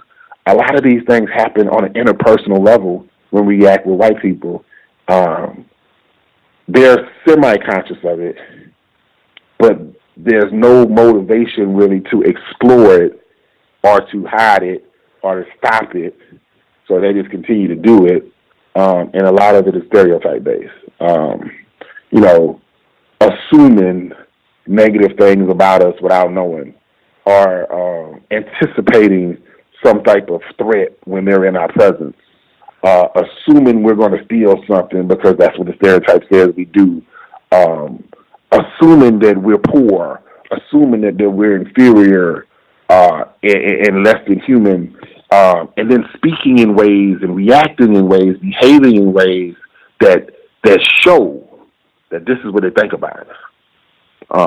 Even though they don't necessarily say it, sometimes it's just the emotional tension that comes about, or like a overcompensation, like I'm not racist and I'm gonna show you that I'm not racist, but it becomes kind of racist in the way it's displayed. Like it's really just experiencing racism in a lot of small ways, but over in your daily realities, and because it's happening every day, it creates a cumulative impact.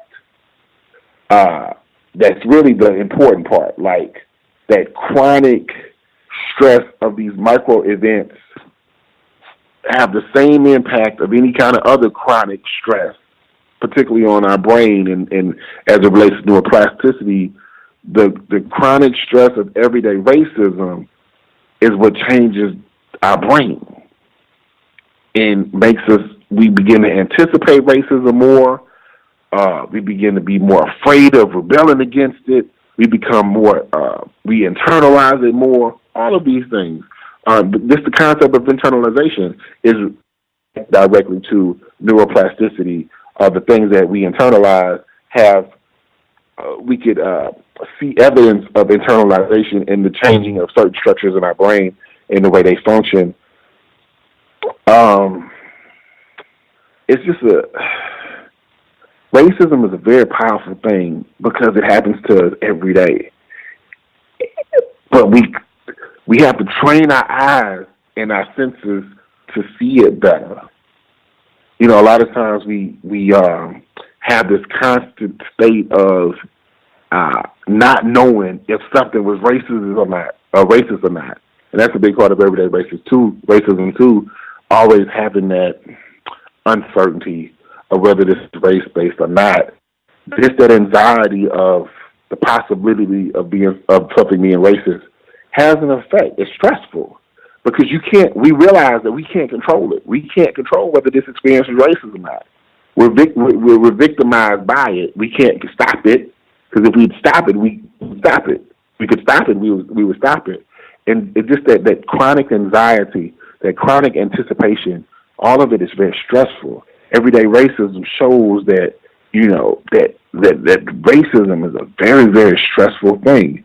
And then when I looked at different authors and different research projects on stress and racism, and then I looked at stress and neuroplasticity, the inevitable conclusion was racism-related chronic stress changes our brain in very negative, damaging ways.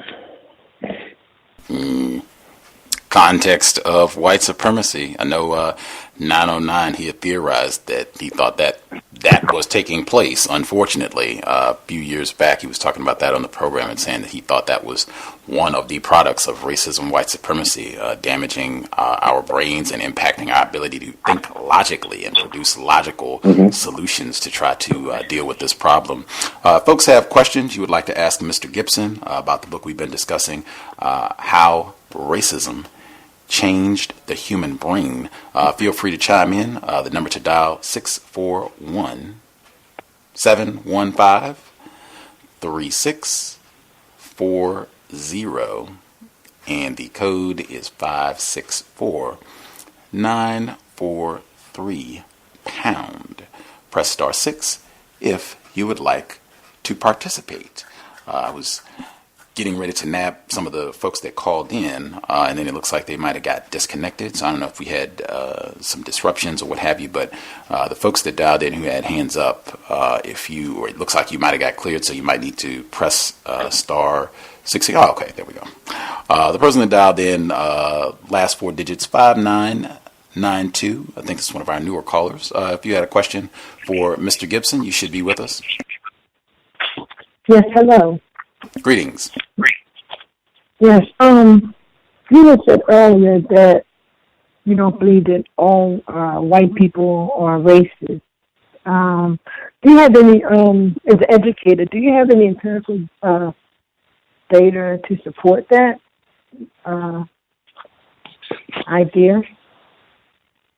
Yeah, I mean, I've seen white people work with black children directly and treat them as human beings with full humanity and full human potential. I've seen that, so I don't.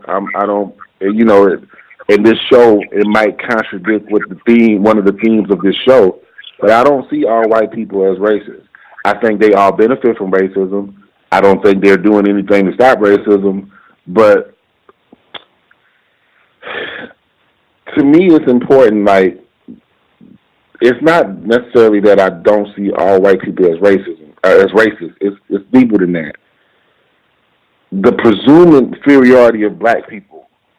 Most of us, white, black, just as Americans, we've all bought into that. Most of us have bought into that.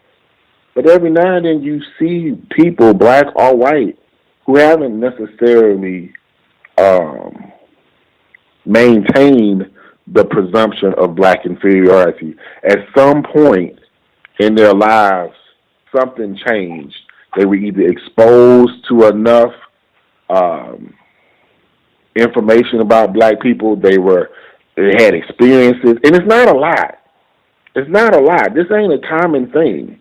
Like, you know, it's not like a lot of people who I would confidently say, a lot of white people who I would confidently say are not racist. So don't get caught up on that statement. You know, in fact, in my mind, I'm thinking right now of who that would be. A lot of times it's disguised. A lot of times it's semi-conscious. So it's a very hard thing to just say, yeah, that person, they're not racist. It's very hard to say that because you never know what level of racist they are, what type of racism they subscribe to. Is different types of racism. It's different ways that you can be racist.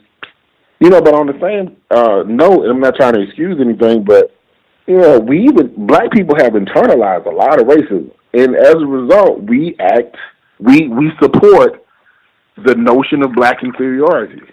So you know, it's a lot of racists in America, and they're not all white. You said they're not all white? Right. Okay, thank you. Appreciate the. Let me elaborate. Oh, go ahead. Can I elaborate? Yes, sir. Yes, sir. Can I elaborate on that?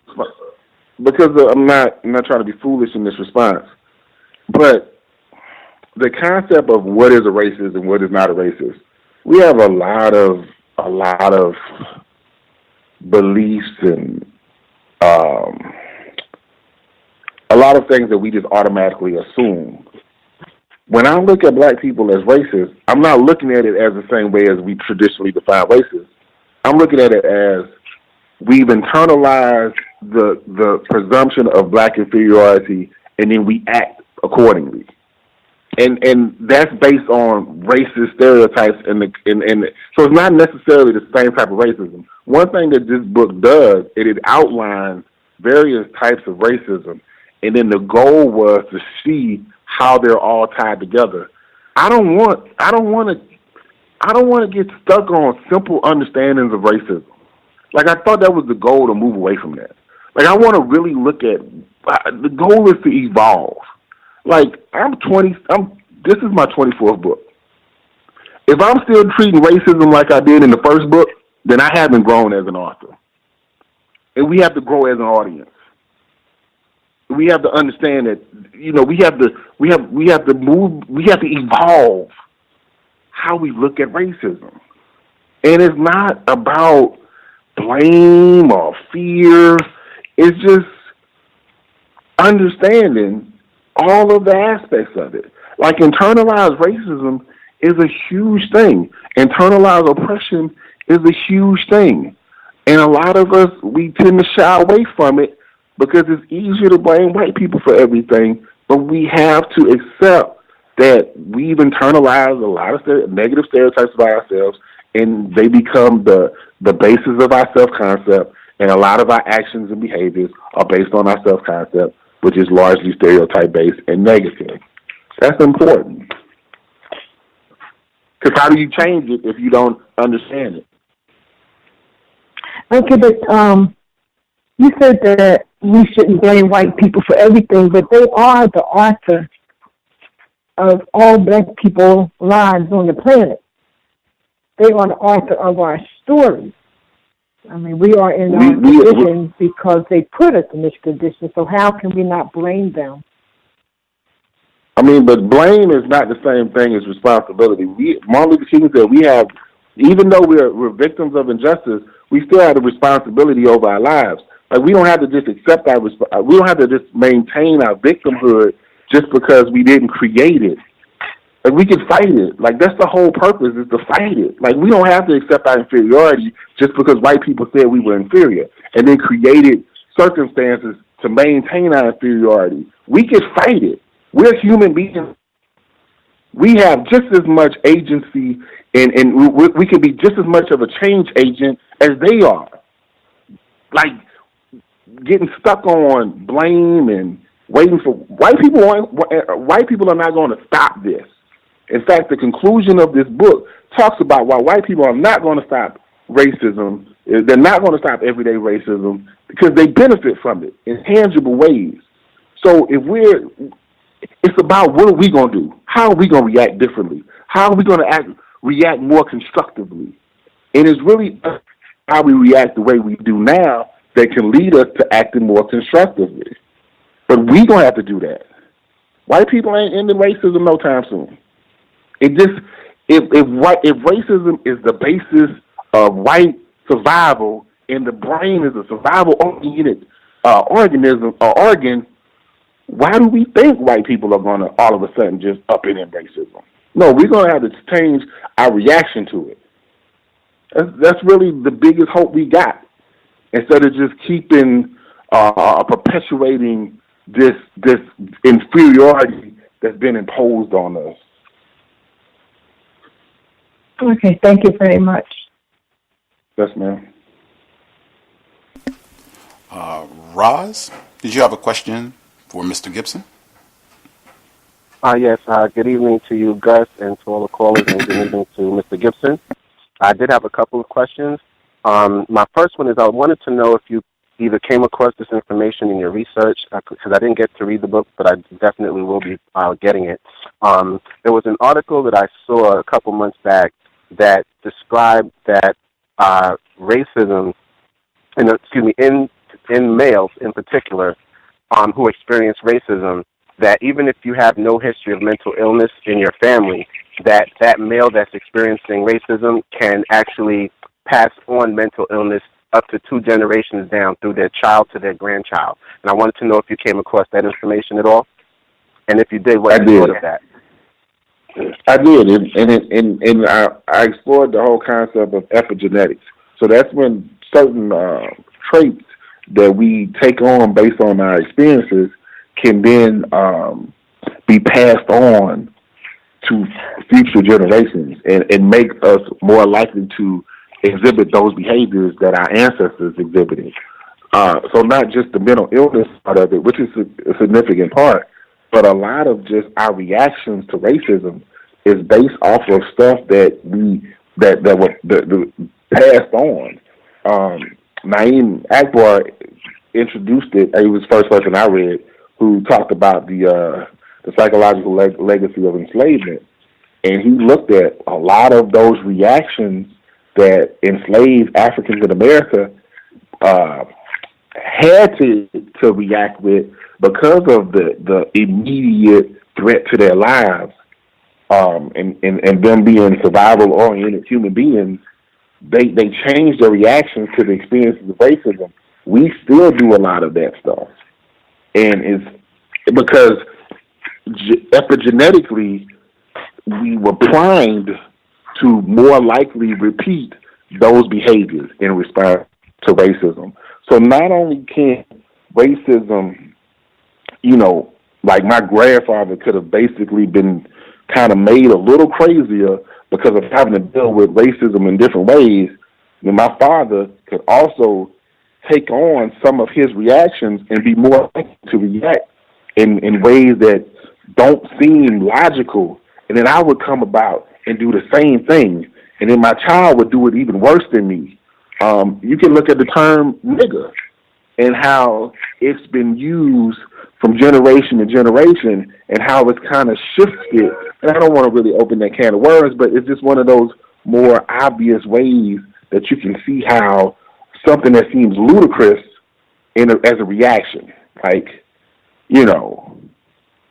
can then evolve into something that becomes normal because it's just we've become so used to doing it and so more likely to do it. So the mental health aspect of it, a lot of it is stress related. So our brains react to the stress in different ways. A lot of them are related to our mental health or our ability to emotionally regulate. One thing I noticed as an educator is our kids really struggle with emotional regulation. It's really tough for them to handle negative emotions and to not be so impulsive. And that's one of those byproducts of that intergenerational effect of racism as it relates to mental health. And that's all tied into neuroplasticity and racism-related neuroplasticity, how our brains have changed, based on the experiences of racism through generations. We are more likely to have certain mental, or what we would call mental illnesses, are really just shifts in the structures and functions of certain areas of our brain. A lot of that is based on that chronic stress of racism. Thank you very much. And my other question was, earlier you said that whites were afraid of racial equality, and it made me think of what Dr. Welsing always discussed about white fear of genetic annihilation, because in reality, what we're thinking of as black people as racial equality is really would perpetuate their genetic annihilation, simply because in their minds, it would allow also that genetic interaction between the two groups that has never been overtly allowed except for in a buffer class kind of scenario. So would you say that that fear is all based on that fear of genetic annihilation when you ultimately get to that root cause? Would you agree with Dr. Welsing's assessment in that regard? 1,000%. 1,000%. It's like I mentioned earlier, it's one of the first things that I read. I've always accepted it as that just makes sense to me. But I always just wanted to explore it further. So I totally agree about that. Yeah, it's all based on survival. It's all based on survival. So right now, as Dr. Welsing would also have explained, a lot of racism is based on preventing their genetic annihilation. So, them being in control of the wealth and being able to determine residential makeups and separating us, and all of that is based off of maintaining their survival. And I disagree. I just agree. I totally agree that that's the bottom line, making sure that they remain on the planet. Yeah. Thank you very much. And my last question was, would you agree with this statement that being that white people have had such a depressed origin where they didn't have access to many resources, as a result, they were not able to really facilitate any sort of culture where they were able to build sciences and things of that nature. As they encountered African people, they discovered that we were the root source of all the knowledge that they ever acquired. Would you say that they have purposefully reversed roles? In other words, they have done in an unnatural way what nature did to them. So they have now regressed us to the point where we are more like what they were when they were in the mountains, and now they have superseded us by stealing our knowledge and putting themselves at the forefront as white supremacists. That's it. Thank you so much for taking my call. Yeah, well, thank you for calling. But I have a book called Deconstructing the God that breaks that whole thing down. Like, that's the theory of the book, really, like what you just explained, how, to shift the positions and the perceptions of who's superior, who's inferior, who's civilized, who's savage. That's deconstructing the God. That's really what it's all about. In it, I use Yakub theory in different ways than it's traditionally used. And in one of the chapters, it's really broken down in the chapters based on different interpretations of Yakub theory, not the Nation of Islam per se, but just different variations of it. But looking at this concept of natural versus prophetic, where you change the appearance of savage and civilized by changing the environment and the conditions. It's inferiorization too. So white people basically were the ancient white people. They were in that inferiorizing environment. Now we're in the inferiorizing environment. So it's a very important concept. That's very important. Appreciate that, Roz. We discussed that book as well in the archives. I will be getting that one too. Thank you so much. I will be getting both of them. No problem. Thank you. Thank you. Retired firefighter in Florida. Did you have a question for Mr. Gibson?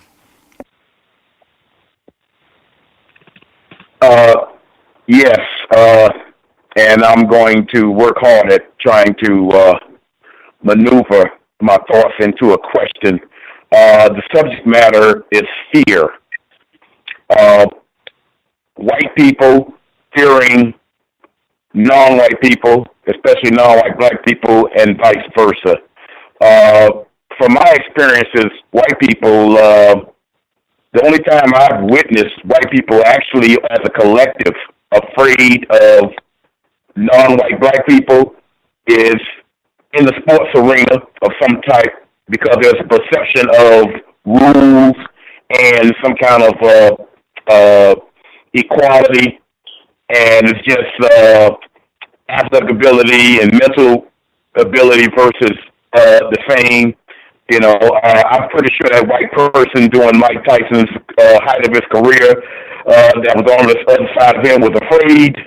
But otherwise, I don't see white people afraid of non-white black people as a collective. And I think I heard you, correct me if I'm wrong, I think I heard you mention about how fear is so high to where it actually results into medical conditions such as stress, high blood pressure, that sort of thing. So, and the only thing I can see white people as a collective to be afraid of is the concept of something that may equate into something around the terms of equality. The concept, not necessarily black people at all, as far as what I think they know about our collective condition. What's your take on what I said? Hopefully it qualifies for a question. I mean, I agree. Like, that's the point. Like, I'm not saying that white people are consciously or semi-consciously afraid of all black people just because. Whenever there's clear black inferiority, undeniable black inferiority, whether it's genuine or artificial, it removes the fear that white people have of black people.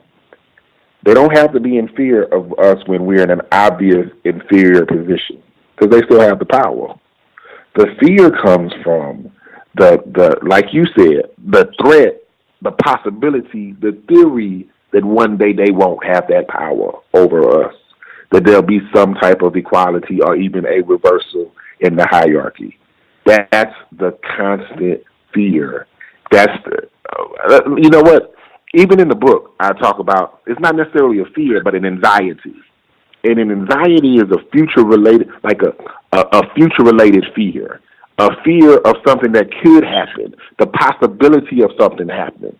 So maybe I'm a little guilty of misspeaking. I didn't even speak truly from the book. The thing that white people have of black people is an anxiety, a conditioned anxiety of the loss of their advantage, racial advantage to us. And it's a justifiable fear, because we haven't always been in this situation. We haven't always been inferior. We don't have to be inferior in the future. But as long as we remain inferior, as long as we accept our inferiority, as long as we glorify inferiority, you're right. White people have no reason to be afraid. The fear comes from the possibility that we will become just as powerful as they are, and then as a result, we become truly competitive. That's where the fear comes in, because it's an anxiety, not necessarily a fear, because fear is more present and immediate. What it is an anxiety of the possibility of racial equality and that loss of white advantage. Yes, last thought, and I just want you to make some comments on it, on what you think about it. White people will start getting deeply concerned about non-white black people when our collective self-respect level rises, and also when we start on a significant number practicing counter-racist codification with ourselves. What do you think about that? I agree. It's a big. That's a big part of this book, where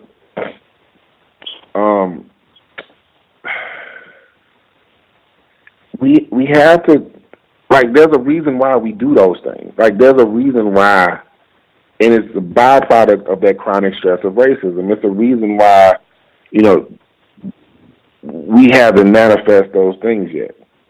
And when we do, that's when we become the threat, the real threat, the threat that they're anticipating.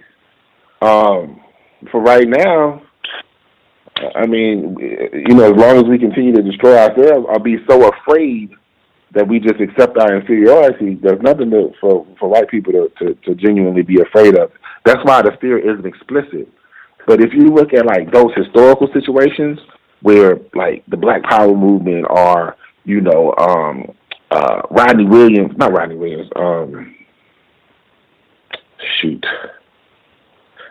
can't think of the name right now, but when we had those episodes historically where we were, like, blatantly defiant, that we showed that we weren't afraid, that we showed that we were willing to fight for equality, and not equality on a sense of integration, but like genuine equality. That's when white fear became more obvious and overt. As long as we don't seem to be a threat, there's no reason for their fear to be obvious. So it continues to look like it doesn't exist. But that anxiety is there, and it's not going anywhere. And a lot of things that we can observe, like tangible things that we could observe if we're looking for it, you will see that anxiety is still there. Robert F. Williams, is that who you were referencing? Yes, thank you. For sure. Thank you. Teamwork. That answered your questions, retired firefighter? Yes, sir. For sure. The caller at 6731. Did you have a question for Mr. Gibson? Yes, sir. Just really quickly. On the very first question Mr. Gibson answered, first female caller, I kind of missed part of his response. but I think he was alluding to something about the definition of racism, not being stuck in the same place as far as defining racism. And I was curious, I don't know if I missed, if he gave a definition for his definition for racism.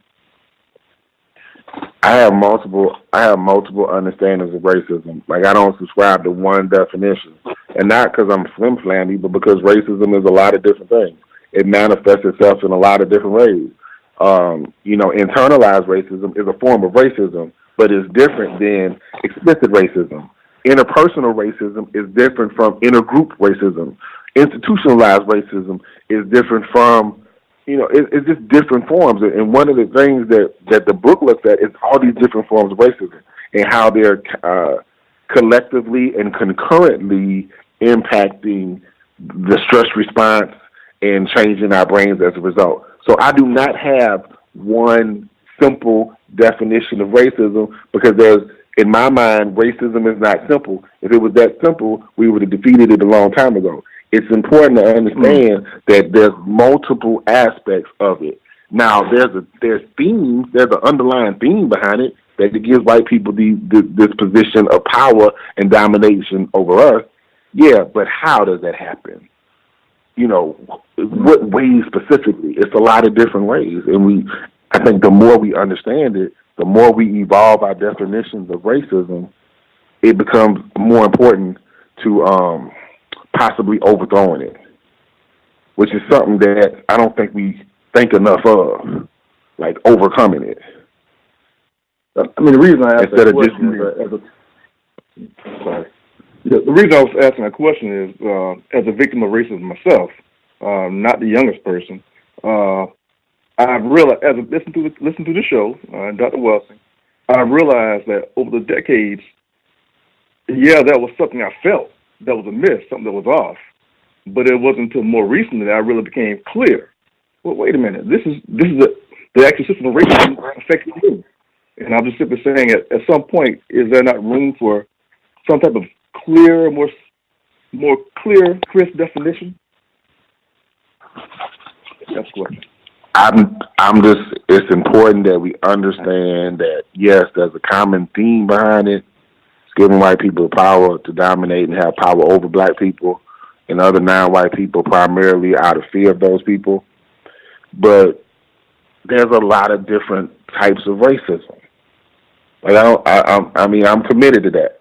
So if you look at a dictionary, if you look at a complicated term in the dictionary, there's going to be multiple pieces of information about that term. There should be multiple pieces of information about racism. It's convenient as hell just to have one definition of racism, but is that going to allow us to overthrow it? Like, if we're still constantly victimized by internalized racism, how can we then, as a result, conquer everyday racism? Like, we got to understand all of that. It's important. The more information, the better. In my opinion, I might be off base, but I think it's important to understand that, yes, there's a common theme here where it's based on racial domination. Yeah. But how is that domination being established? If you understand enough about how, maybe you can then problem solve instead of using that circle of thought that Dr. Welsing harped on, because we're afraid, we focus on the problem. How about we solve it? Or we deny the problem. How about we understand it enough so we can solve it? But you have to understand, a lot of people are claiming that racism is over. And that is because they're using an outdated, simplistic definition of racism. So I believe it's very important that we update and evolve our understanding of racism just to better equip us to fight it. It's all about fighting it in the end. It's all about fighting racism in the end. And to know your enemy, the better you know your enemy, the better you can fight him. Okay. Thank you, sir. Thank you. The person, I think this is our caller in Ohio. Did you have a question for Mr. Gibson? You should be with us. Yes. Good evening to Gus, to Mr. Gibson, and to all the callers and listeners on the line. Thanks for coming on the show, and it's a very good show. Just a couple of questions, the kind of like follow up on the very first caller. And, My right hand on my tongue. Okay, well, let me do the second one first. My question, like, you talk about racism, then you said about racism, to evolve. And let me just make sure I heard you right, because now from what you're saying, it's just like, well, black people can be racist. Am I hearing that correct? We've internalized racism, which makes us respond and behave and think in ways that are influenced by racism, racist stereotypes.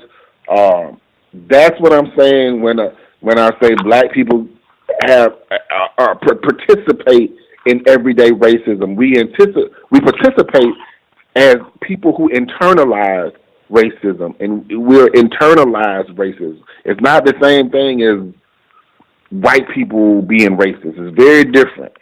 It's very important. It's very impactful. It's very negative, but it's not the same. Okay. Then let me ask this.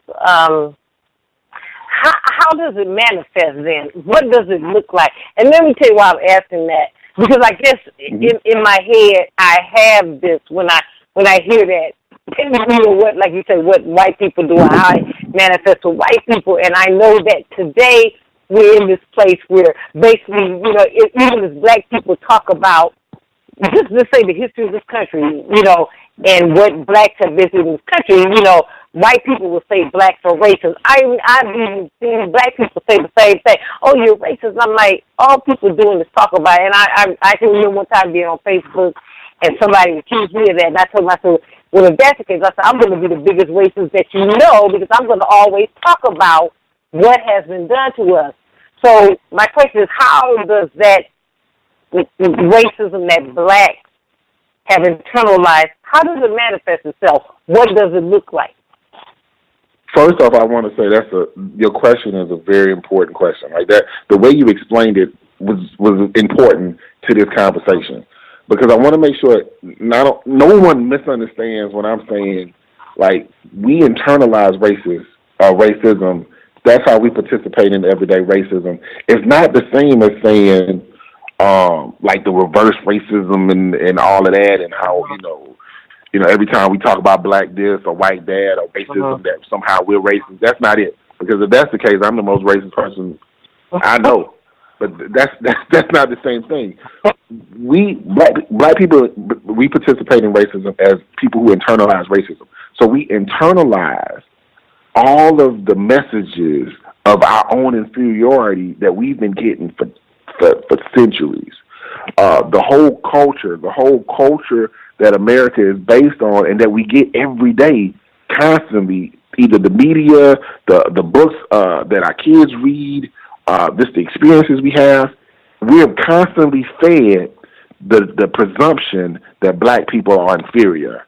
And at some point, if you experience something constantly, then you begin to accept it and you internalize it. It becomes part of your brain's structure. The neurons in your brain make it more likely for you to accept something because you've repeatedly and consistently been exposed to that one thing. So all of our lives, all of our parents' lives, all of our grandfathers, ancestors, all of them, constantly exposed to this concept of black equal inferiority, black equal inferiority. So as a result, we've internalized it. We've accepted it. It's become part of our brain that black equal inferiority. So we act in ways that would suggest that we believe that we are inferior. And you see that. Then let me just throw out this one example to see, because I think I'm here. Even it's still hard for me to think this black is racist, but I do think that I'm hearing you, and I think that I'm saying. So let me ask you this: then. I'm just looking at, is this then one manifestation?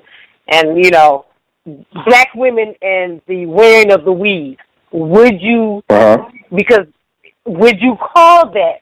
I'm just saying one. I don't mean to pick. I'm a black woman myself, but I mean, because I see stuff too. So then, and I wonder, because it seems like it's just every time I turn on TV, every time I'm looking at pictures of see black women in books, it's always a hair full of weave. and I mean, I do know that the natural thing is going too. But would that be a part of this? What I would say, would that be a part of what you said, like the internalization, and then I'm seeing that as the manifestation? And I say yes, that in every woman. Okay. Yes, ma'am. It's because it's based off of the concept of that we accept that black isn't right, black isn't good, black is negative. So if anything that we perceive as black and we hate it, we don't want it. So our black hair, we don't want that. We want the opposite of it. That's based on our internalization that black is wrong, black is bad, black is negative, black is inferior. So the hair that we have, all of the killings that young black people are doing against each other is another manifestation of our internalization of this black inferiority, and everything that's bad is black. And then we act out. We do things to react to that thing that we've accepted. Okay. Thank you, Mr. Gibson, and thank you, Gus, and I'll mute myself. Thank you. For sure. Thank you. Bay Area caller, did you have a question? Oh, sorry about that. I was hearing a little background noise. We'll try it again. Oh, because I was in another area. Sorry, can you hear me better?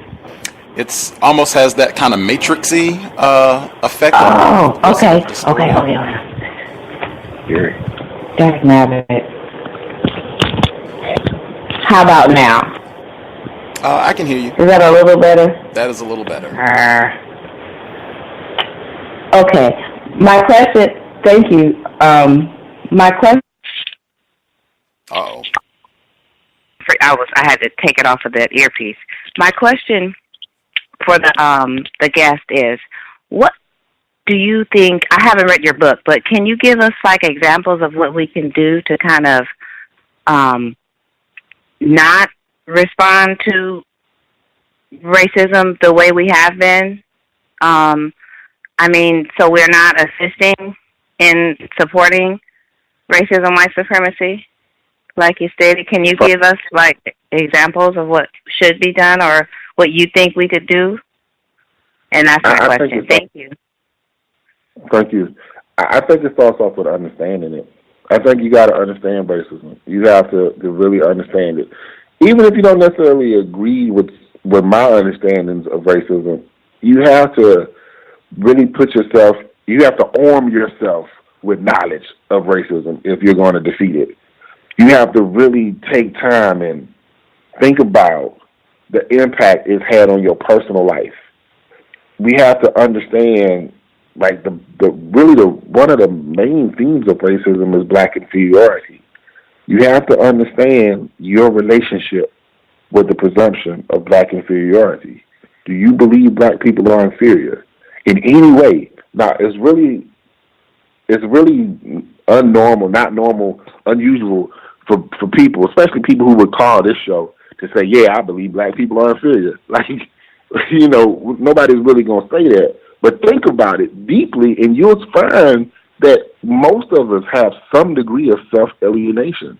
Like, we have some self-hatred on some level that we probably haven't even recognized yet. And really, man, the fight isn't... Right now, I look at the fight against racism more so as a fight against inferiorization. Like, willingly accepting being inferior. If we can then use that and build ourselves back up into becoming a competent, realistic threat for power, then we can challenge racism. But, like, as long as we continue to accept as a whole, like collectively, accept inferiority as just an inevitable thing, or, you know, find little parts of racism to complain about and fight against, but not truly address inferiorization. Like, that's one of the beautiful things about the Black Panthers before they were destroyed. They were really looking at, like, on a community level, how can we just deal with inferiorization?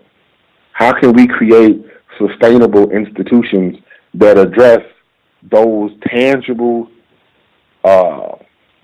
aspects of our experience that constantly inferiorize black people, whether it be our health, whether it be our economic situation, our legal situation, our education. Like, that's important. That's the starting point. I would tell my students, to change the world, you only have to change a part of it.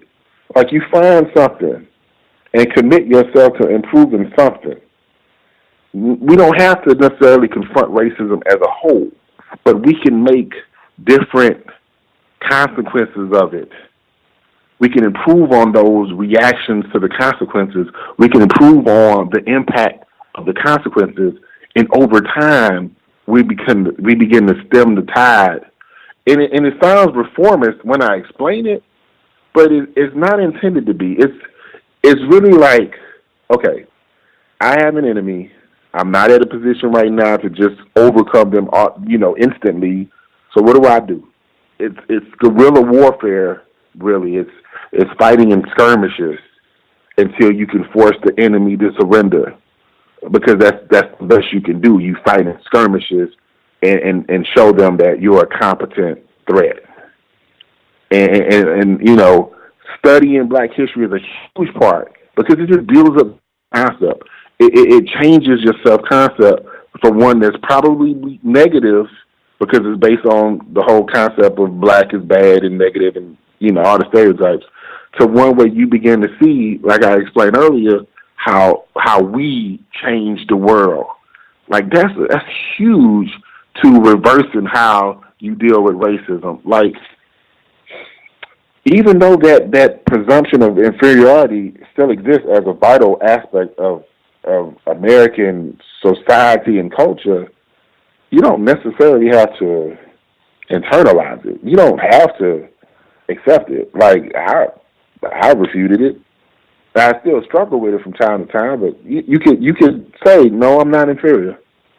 And you can react with dignity and respect, self-respect and pride, and you could do that. Like, that's important. And I think that was like the goal of the Black Power movement, to do more of that. But because it was such a threat, COINTELPRO and everything made sure it was destroyed, because they had such promise in what they were doing, and we've lost that. But we really don't look at, okay, right now we as a people, what are we fighting? Who are we fighting? What are we fighting for? Like, those questions are still kind of vague.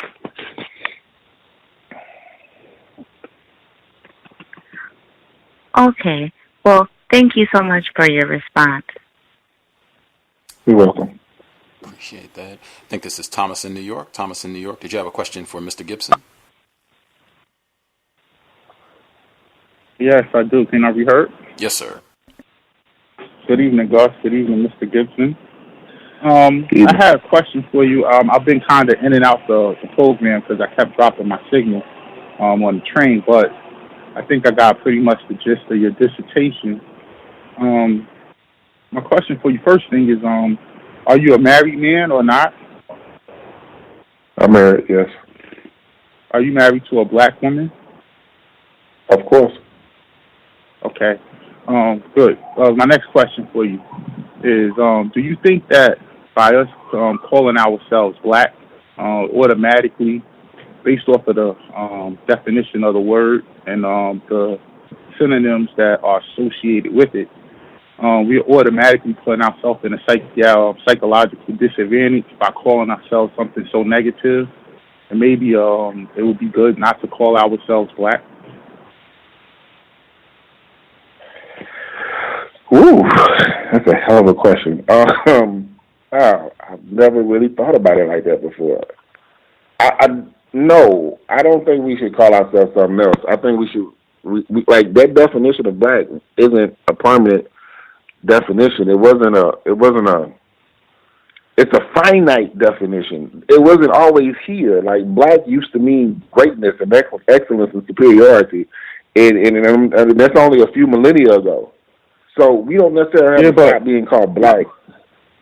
A few millennia ago, nobody was calling themselves Black. Black is a name given to us by the white supremacists. They first called us Negro, colored, Black. Now it's African American. But This isn't like something we organically came up with ourselves. Then psychologically speaking, when you look subconsciously, when I associate certain words, like if I associate Jesus, I automatically associate him with white, because that's what he is. Why do you have to associate black? Why do we have to continue to associate black with negative things? Why do we have to continue to do that? Well, we don't as an control. individual, you can make a choice. As an individual, you can make a choice on what you want the term to use, right? Like I don't necessarily have to use that. You can create your own definition. Yeah, but that's not going to be accepted by the white people, and they're in power. But why do you need white people to accept you? Why do you need white people to accept you? I'm not saying accept me. I'm talking about the word that they're using to describe me. I'm talking about a word that I came up with. The words we use to describe ourselves is still powerful. Like, you don't necessarily have to have white people subscribe to your definition of what you want to believe yourself to be. Like, I understand what you're saying as far as black is a current term, and I get that part, and I understand how my initial response might have drifted away from that.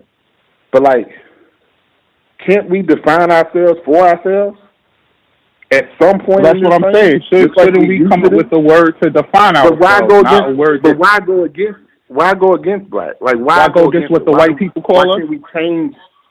Why can't we change what the white people designate us as? You're saying so we should change what the white people designate us as, and they're going to accept that as our new definition of ourselves. They've already come up with a definition for black, and that's the definition. You can't change their definition. I don't know if you're asking a question, so much as making a statement. But I'm gonna just respond to. I asked the question, and then in the midst of answering my question, you drifted away from it, so I tried to reword it in a way that was going right back to the point. But, should we call ourselves something other than black? Should we call ourselves something other than black? That was your question, right? Because black has negative connotations. That was the question. And my response was, can we change the connotations that we accept off of that term, regardless of what white people want to do? Can we establish the power to do that? Because if we can't do that, then we ain't gonna be able to do a lot of stuff. Because if we can't create the power to name ourselves for ourselves and define who we're going to be, then we're going to be stuck for a minute. Well, that's exactly what I said. Historically, black people have called themselves, Moors and a whole bunch of other different terminologies. And the end result was that presumption of black inferiority never left. So simply changing the name that we refer to ourselves with isn't deep enough. You have to still address the presumption of black inferiority in some way. Whether you change the name or not, if you don't address that, the name, whatever name you use, is still going to have the same impact, I believe. Could be wrong, though. So you're saying that,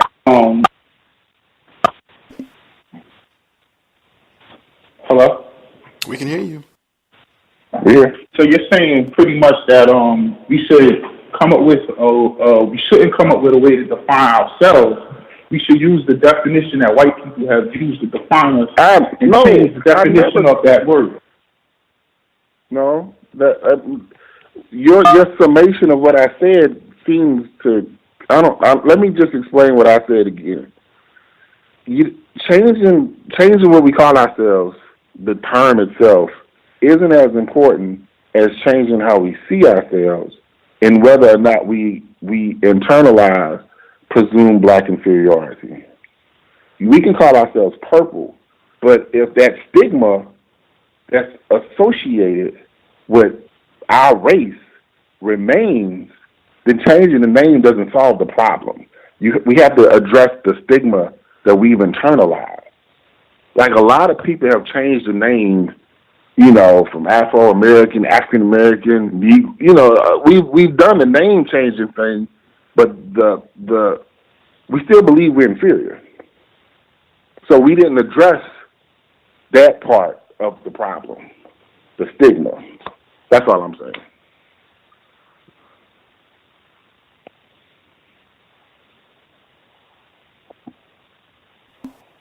Did I answer your question, Thomas in New York?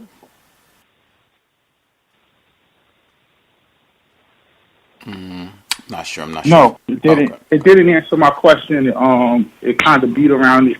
So I'll mute my line and I'll let you get to the next. No. My answer is no. I don't think we should change the name. That's my answer. That's a definite answer, and I gave a rationale behind it. No, I don't necessarily believe that. I got your answer. I didn't agree with your rationale, so I said I humbly. I thought you said mute my line. I thought you said I did. And let you continue. Okay, so he did. I thought you said I didn't give it. I did. Answer the question. He just didn't agree with the logic behind it. Got it.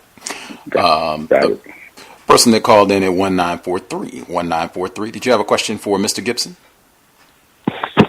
Mr. Gibson, I'm sort of having issues with, I guess, with some of the terms that you're using, like black inferiority.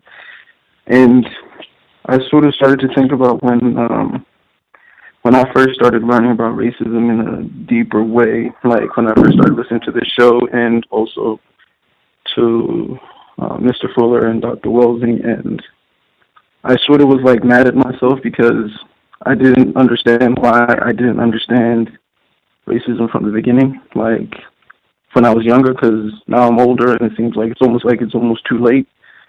And it really didn't hit me until maybe a couple months ago. And I think it was like the firefighter from Florida. There was like a caller on and there was a guest on, and the person was talking about closing of schools in Virginia. And the firefighter from Florida talked about the closing of schools now and how is that related to closing of schools back then. And also, Gus made a statement, I can't remember when, maybe like a few weeks ago, where he talks about the Black Panthers and how many of them made statements to the effect that they didn't know what they were up against, like in terms of like COINTELPRO and whatnot. And I sort of had like a theory. I haven't written on it, but it was like a theory on like pattern recognition. Like Dr. Welsing used to talk about like putting the dots together. And I think that we don't have, like racists have a really great way of like pattern recognition blocking. Like we can't put things together.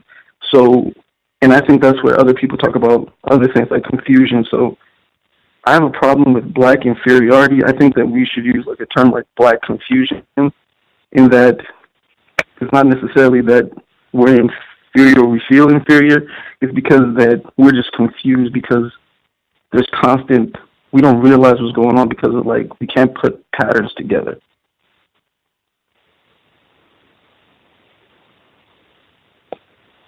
Okay. So, I'm just asking, like, do you think that's plausible? Do you think that makes sense?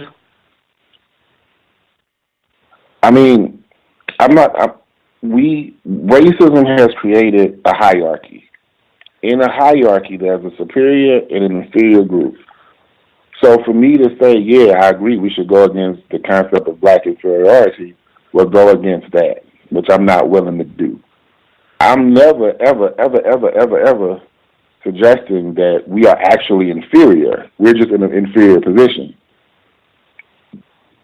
So it's not a natural inferiority at all. It's an artificial inferiority. Just like the superiority of white people is artificial. But changing the terms, it doesn't still the same hierarchy. So yes, there's a lot of confusion. I agree, there's a whole lot of confusion. And it's not accidental. That maintains the hierarchy. So is the cause of the black inferiority is that black confusion is because we're confused about what's going on, so we stay in an inferior position? Part of it. Okay. And I also had a big part of it is confusion, yes. Okay, and then I had another question. So you were talking, you talked a lot about changing and a lot about us rebelling. And something that I've learned on the show and also doing some readings, that we have rebelled a lot and we have fought a lot. And I just wanted to know, like, what have you, in your studies, what have you sort of seen in terms of like when we rebel and when we change, like how do white people change? And like, is that part of your thesis or is that part of your book? So one of the things we talked about a little while ago was on our reaction to inferiorization. That's really the thing that we can control. We can control how we see ourselves. We can control what our experiences look like apart from white people. We can't control white people. We're not in a position at all to control white people. Right now, we're not even controlling ourselves.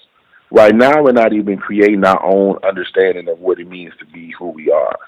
Like, until we can shake, and this is an active thing, until you can shake the definition that's been placed on us, the stereotype-based understanding of who we are, until we can shake that, nothing's going to change. So I'm not an advocate. First off, when I say rebellion, I'm really speaking about rebelling when it comes to accepting this artificial inferiority that has been put on us to shackle us and control our thoughts, and as a result, control our actions. Like, it goes back to the Carter G. Woodson quote that was featured in the book. If we continue to allow our thoughts to be controlled by other people, particularly white supremacists, then our actions are also going to be controlled forever. So the first thing is to get control of our mind, our brains. But we got to understand how our brains have been manipulated and changed as a result of the constant chronic stress of racism. Like, it's not an easy answer out there on how we're going to reverse this thing. It didn't start. It didn't establish itself overnight. Just like Neely Fuller explains, there's these phases, these stages of white supremacy. It's going to be stages of the deconstruction and the eradication of white supremacy. A lot of us, and I'm not accusing you of this, but a lot of us try to find this easy answer on how we're going to end racism.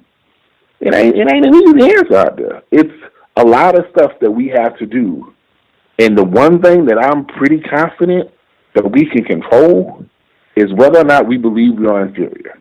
And I believe that belief is the key to what we think, feel, and do afterwards. If you accept your inferiority, then you will behave, feel, and think that way. If you don't, you will do the opposite. You will act and think and behave in ways that prove that you don't believe you're inferior just because you're black.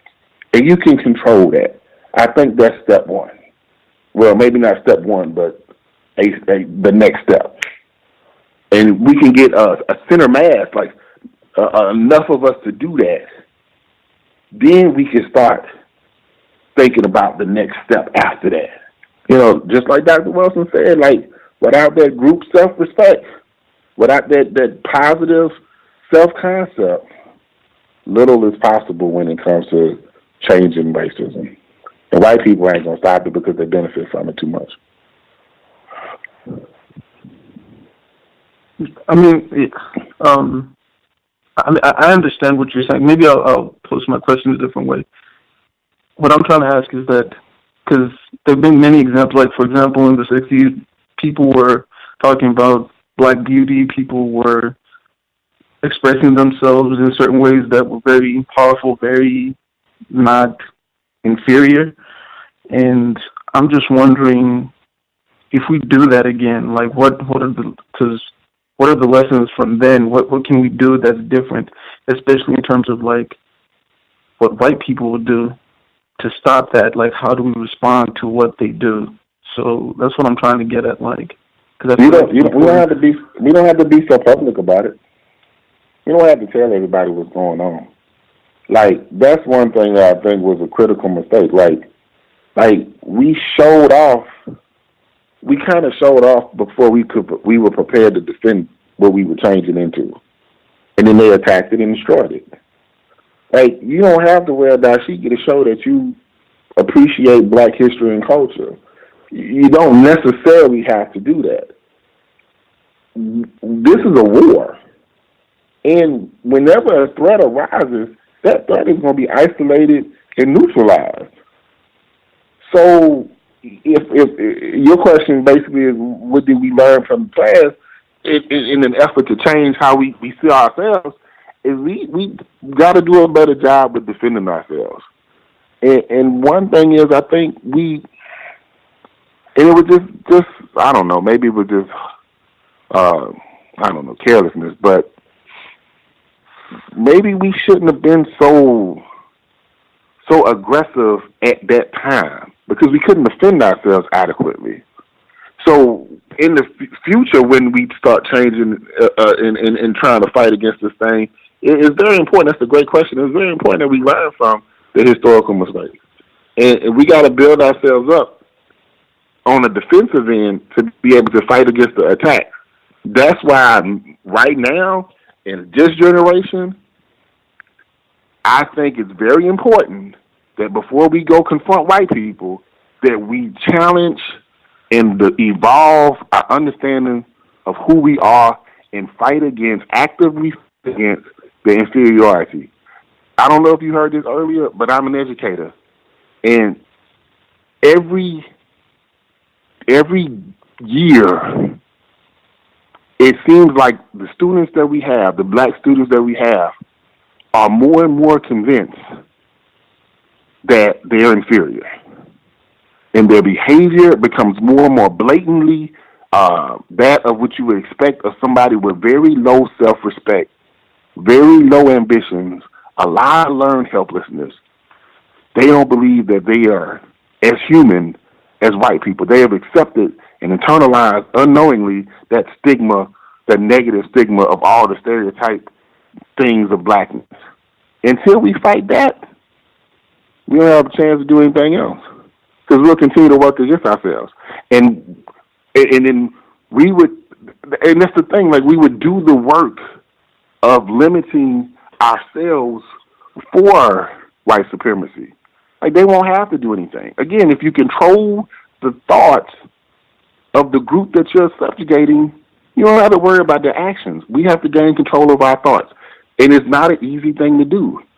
That's why I wrote the book, to look at how our brains have changed over time and as a result produce thoughts, are replying to have certain thoughts, certain reactions, certain emotions, et cetera, that all maintain the boundaries that we're in now as far as being disadvantaged. Like, that's important. It's a very important thing, and it's a lot to it. Appreciate but I'm sorry. No, I'm just saying that, like, that's, sometimes in these interviews, book interviews particularly, the author can't give you a really good answer because the answer is so complex. That's why they wrote the book. So, like, a lot of it, and it's not just to sell a book either, but it's important that, we take the time and read the book so we can understand, this is how it was addressed. Because it's pages and pages of material that's focusing on that particular question. But the main thing is to overcome our negative self-concept by any means. Thank you. Thank you, Mr. Gibson. Yeah, thank you. We had another caller in Michigan. Did you have questions for Mr. Gibson? You should be with us. May I be heard? Yes, ma'am. Good evening, Gus, and to Mr. Gibson and to the callers. My question is, you said you're an educator, correct? Yes, ma'am. Okay. So just based off of your last comment, why do you think the students that you have encountered, I guess, like you said recently, have this acceptance of inferiority with all the, I guess, the knowledge that we have accessible to us, I guess, with the work that you're doing? Why do you think the students, or just black people in general, accept the inferiority still? There's a very small group of us that study the stuff that we all have in common. That stuff is still such a small percentage of who we are that it doesn't have the impact it could have. So, just because we study these people and I write what I write, I don't anticipate it having that impact. it'd be great, but we just not. It's not popular enough. Your question has a lot of layers to it. Not to overuse the term, but inferiorization is really the answer to the question. So these students, and it's getting worse year after year, but it didn't start recently. Like, it's been going on for decades. Black students have been getting further and further behind as far as being competitive for a long time. But it's based off of everything. Most of what we have is not of quality to make us competitive. Like, just look at the educational opportunities. You're somewhere in Michigan. I don't know exactly where, but I'm pretty sure you've seen that predominantly white upper class, middle class, just predominantly white suburban school districts have opportunities educationally that the majority black, majority high poverty areas just don't get, and that's throughout the country. So the kids are just not learning on the level of other kids. So they become further and further. And if you look at it as a hierarchy situation, they're on the bottom of the hierarchy, and they become stuck there. After a while, these kids are not stupid. They just don't get the full opportunities to develop, but they're not stupid, and they still have emotions. So they begin to realize, wow, I'm being underdeveloped. I don't have an equal chance as these other people have. So as a result, there's a lot of learned helplessness, a lot of frustration, a lot of anxiety, a lot of just these different negative emotions that produce either apathy or aggression. And you see it with our children. You see apathy and aggression. Now there's exceptions. You know, we have pockets of excellence. Like we have some remarkable students, but we're trending towards apathy and aggression, and it's largely based off of, you know, them understanding that there's a privileged group and there's an underprivileged or a disadvantaged group, and they're in that group, and that stigma and all that, they understand that, so they're kind of giving up. Then on the converse, on the opposite side of that, everything that kind of glorifies black negativity is popular and they accept it. So it's almost like a denial mechanism where they don't have to deal with the realities and the burdens of the stigma of blackness. They just glorify in the self-destructive aspects of it, whether it's drugs and marijuana and unprotected underage sex and, you know, hip-hop music and killing each other and all of that. So it's a lot of stuff going on with them. And you know, and then and the family structure isn't as strong as it used to be either. So most of my students don't have positive relationships with their father. A lot of my students don't have mothers who are really prepared to mother them adequately. And they're suffering because of it. My next question is, what grades do you teach? High school. High school. Okay. High school. I just wanted to. I think you answered it, but I just wasn't too clear, so I'll just ask again. Because this is a question I tend to ask all the guests that I have an opportunity to on the show. Who do you feel is most confused about racism, white people or non-white people, and why? I think black people are very confused about racism. White people get it for the most part, even if they don't acknowledge it, even if they're not fully conscious of it. Like, it ain't that deep when you're at the top, when you're benefiting from it. There's more ego defense mechanisms that kick into place when you're the victim, when you're at the bottom and you're victimized by it. Black people, we have a lot of these ego defense mechanisms that we we use to cope with the reality of racism. And a lot of them end up taking us farther and away from potentially solving the problems that result from it.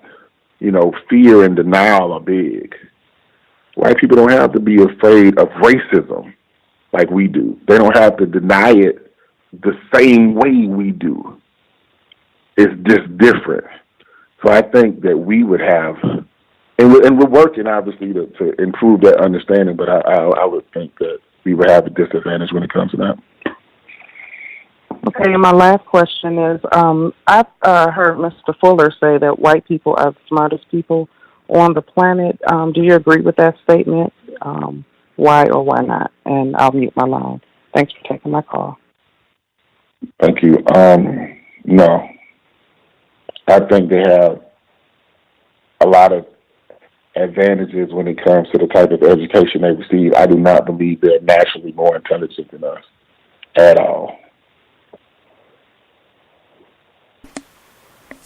Right on.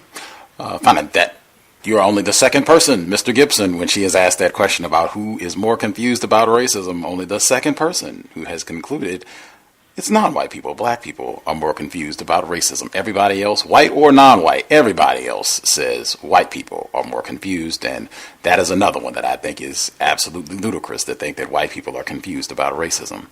The caller at 4360. Did you have a question for Mr. Gibson? You should be with us. Can I be heard? Yes, sir. Okay. Good evening, Mr. Gibson. Good evening, Gus and the callers. I just have a couple of questions. I'm going to try to make it quick because I know we don't have that much time. First question, do you agree that our society is a white supremacist society? Yes. Okay. Next question, can you have a society within a society of white supremacy? Can you have a microcosm within a society of white supremacy?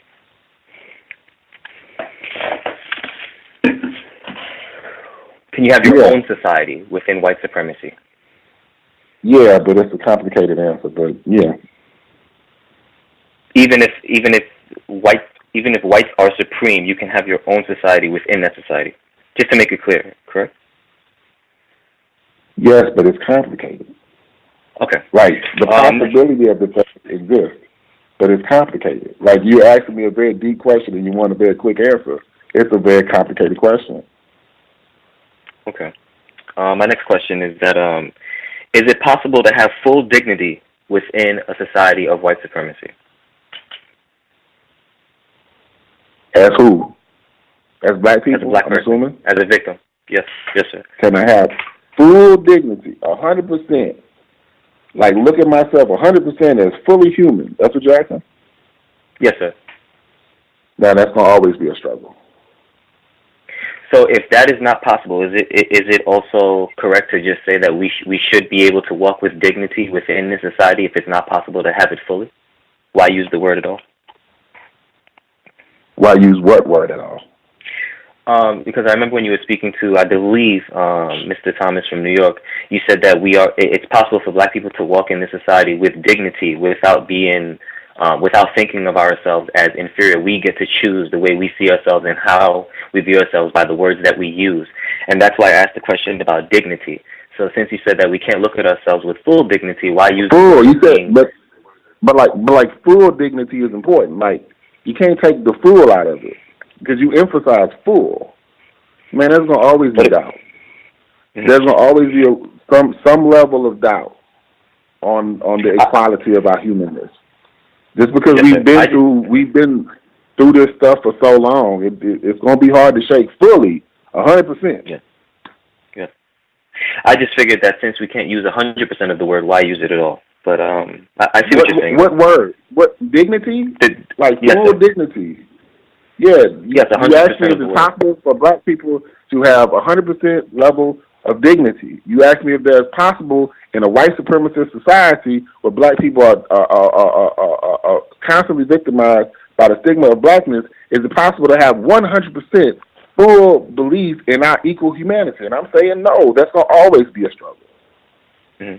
Oh, okay, not a problem. Now, next question. Do you feel that religion is a major effect towards the change in Black people's brains in terms of when we're first brought up and how we're taught? No. Oh, you don't think so? Not okay, the major. It's one of many. Okay. But not the major. Okay. After this, I have one more question. Now, pertaining to the question of religion, I was sitting down one day and I was thinking that since we already live in a society where that white people are supreme, and that everywhere you go, white people rule everything. I mean, you go to the grocery store, the magazines of like white people, commercials show white people in a good light, movies, media, all of that. So then I was thinking that we live in a society, but at the same time, Black people then pray to go somewhere after death to another society where the population will be angels, which are white people, and the ruler will be God, which will also be white, which is the same society that they live in while they are alive. So do you still feel that religion is not a major effect towards the development of Black people's brains and pertaining to racism?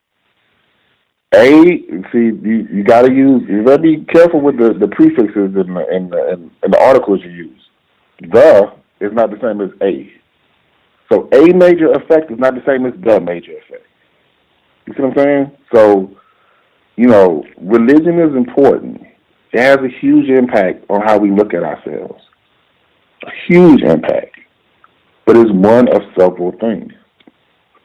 Okay. Last question is that do you feel that racism affects Black American people's brain development pertaining to racism as it does people who are in Africa who don't, because, Black Americans have I'm trying to word it right so I don't offend anybody. Black Americans were affected by racism. African people were too, but in a different way, where that people who are in Africa can then say, oh, I don't have ancestors who were enslaved, but, they could have had people that were, like, their relatives from a long time ago taken away and brought to America. But do you get what I'm saying? Like, does it affect them the same way in terms of the development in terms of racism?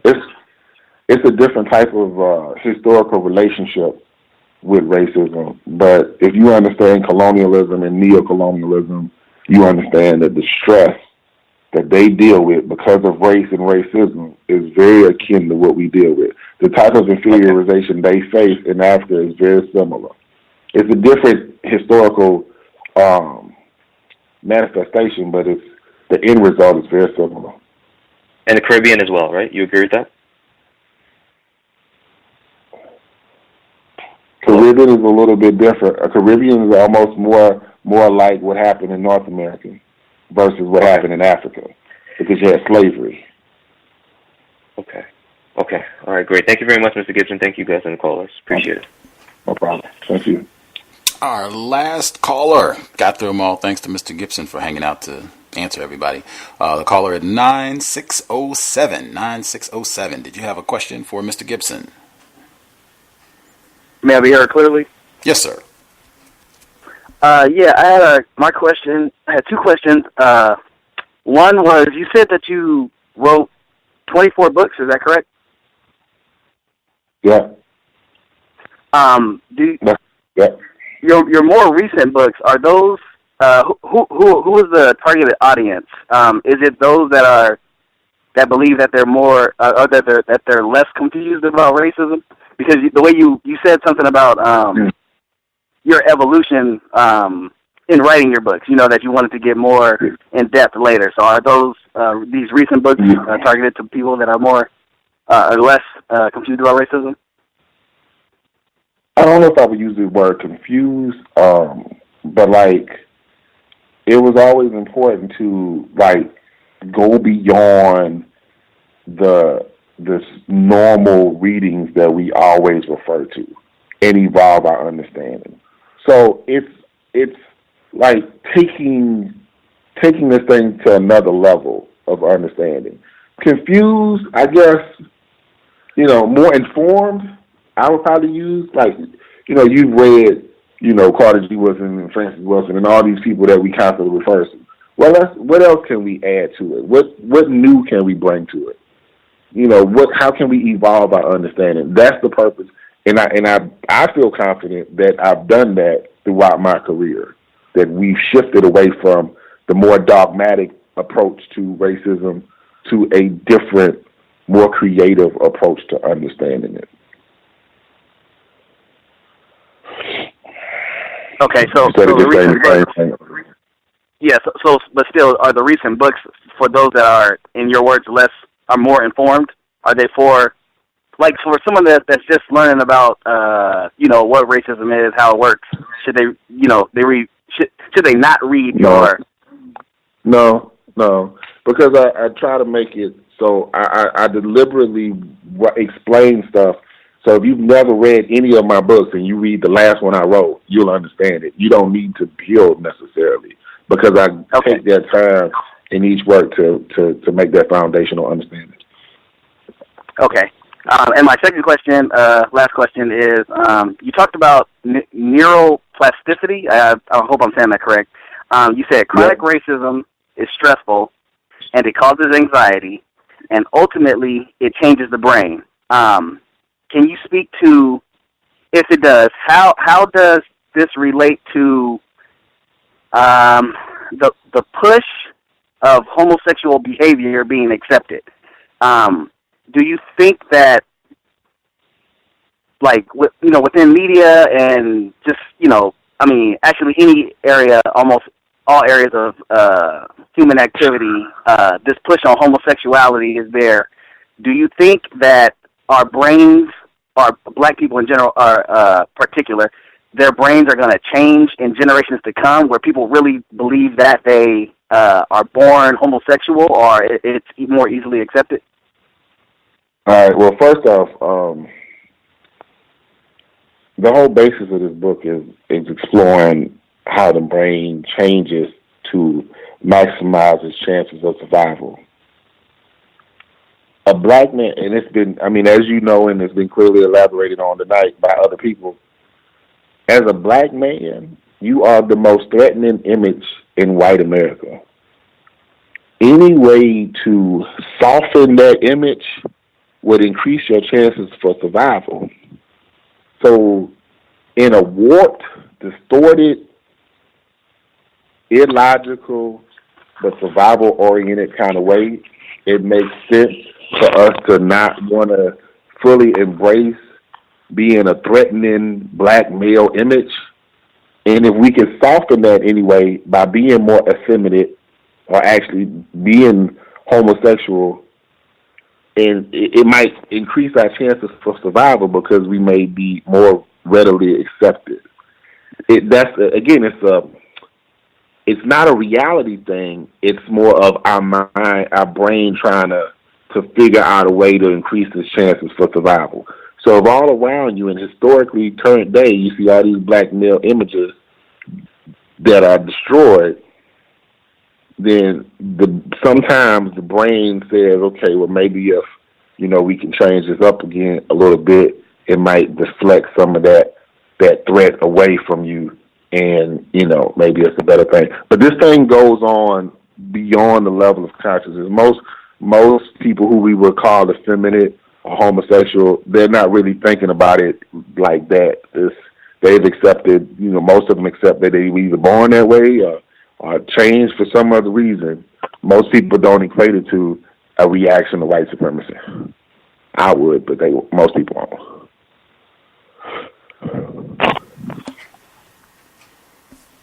Okay, thank you. I'm in my line. Yep. Trapped in Rainbows. I think I mentioned that at the start of the program tonight. We discussed that. I thought about that too. Excellent book. He has many of them, but yeah, I definitely remember Trapped in Rainbows as well. I think it's linked in the description. In fact, if you want to go back, I couldn't link everything, but I think Trapped in Rainbows is there, and The Monsters Recreate. They're easy links if you want to go back and listen to get more details on the answer he just provided about homosexual behavior as a response to racism, white supremacy. More reading material at KITABU Publishing. .com. We did have a question a listener wrote in. I try to privilege the people that call because they took the time to dial in. But a person just wrote in. He said, do you think that one of our inabilities to adequately address the problem of racism is our quest to seek out good whites and or whites who are not racist?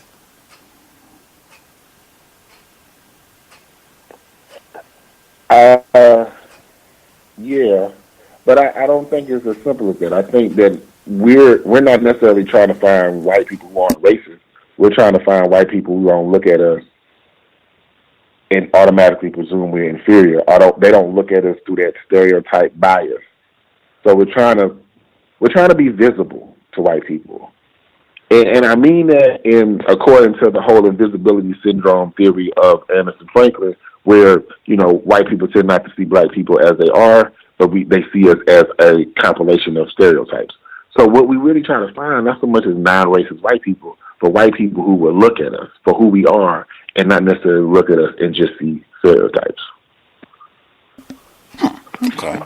Hope that answers the person who wrote that in's question. You hung out for the whole program. I definitely appreciate your time. I know you are a father and a husband. You could have been doing other things with your time, and a prolific author as well. Anything you want to make sure you get in before we wrap things up? KITABUPublishing.com. The address again, where you can go and get the book we've discussed today, How Racism Has Changed the Human Brain, and the various other titles, 24 that have been mentioned. KITABUPublishing.com. Any final thoughts you want to add in, Mr. Gibson? Something I think the last caller mentioned was just, he was kind of breaking down what I was saying about evolving our understanding of racism. I just wanted to say that it is not necessarily to sell books, but it's important. When you go to the website and you look at the stuff that I've written, it's not necessarily the same topic over and over and over and over again. It's a variety of different aspects of our experience related to racism. But it's not just, racism 101, racism 102, racism 103. It's not like that. It's deeper than that. It's looking at everything from our sexual behavior to homosexuality and education. What I'm trying in my career as an author is really find stuff that not many people, if any, were writing about us, so we can advance our understanding of who we are, and put together a well-researched based product that would evolve our self-concept. That's always been the goal. So, for the listeners and anyone who listens in the future, I just, really invite you to go to the website, look around, look at the titles, click the links. As Gus mentioned earlier, you can go to the Amazon pages and get more of a detailed description of each work. I'm proud of what I've done. And I think it's beneficial to who we are in this fight against white superiority. KITABUPublishing.com. Again, it's linked in the description for the program. You can go online, and also we have the direct link if you want to purchase How Racism Has Changed the Human Brain. It's linked right in the description as well. You can just click it, boom, take you to Amazon. You can pick up an ebook copy. Very well researched book. Lots of, as I said, many folks who have come through the cows and shared a word or two. Very much appreciate you taking time out of your schedule as an educator, writer, husband, father to come and share with us this evening. Really enjoyed the exchange, Mr. Gibson. Always a hoot to have you on the program. We will be looking forward to book number 25 so that we can have you back on the broadcast to continue the dialogue. Hey, thanks for having me. I just appreciate the opportunity and the support. Absolutely, absolutely. KITABUPublishing.com, founder, author, Mr. Joseph R. Gibson. Thoroughly enjoyed having you with us this evening. Keep up the outstanding work, both with your writing and what you're doing as an educator and trying your best to help black students up there in Michigan. We will be in touch with you soon. Take outstanding care of yourself, your family, and the folks that you're working with up there. You too. Thank you very much. Have a good evening. Yes, sir. You too. Context of White Supremacy. Again, our guest, Mr. Joseph R. Gibson.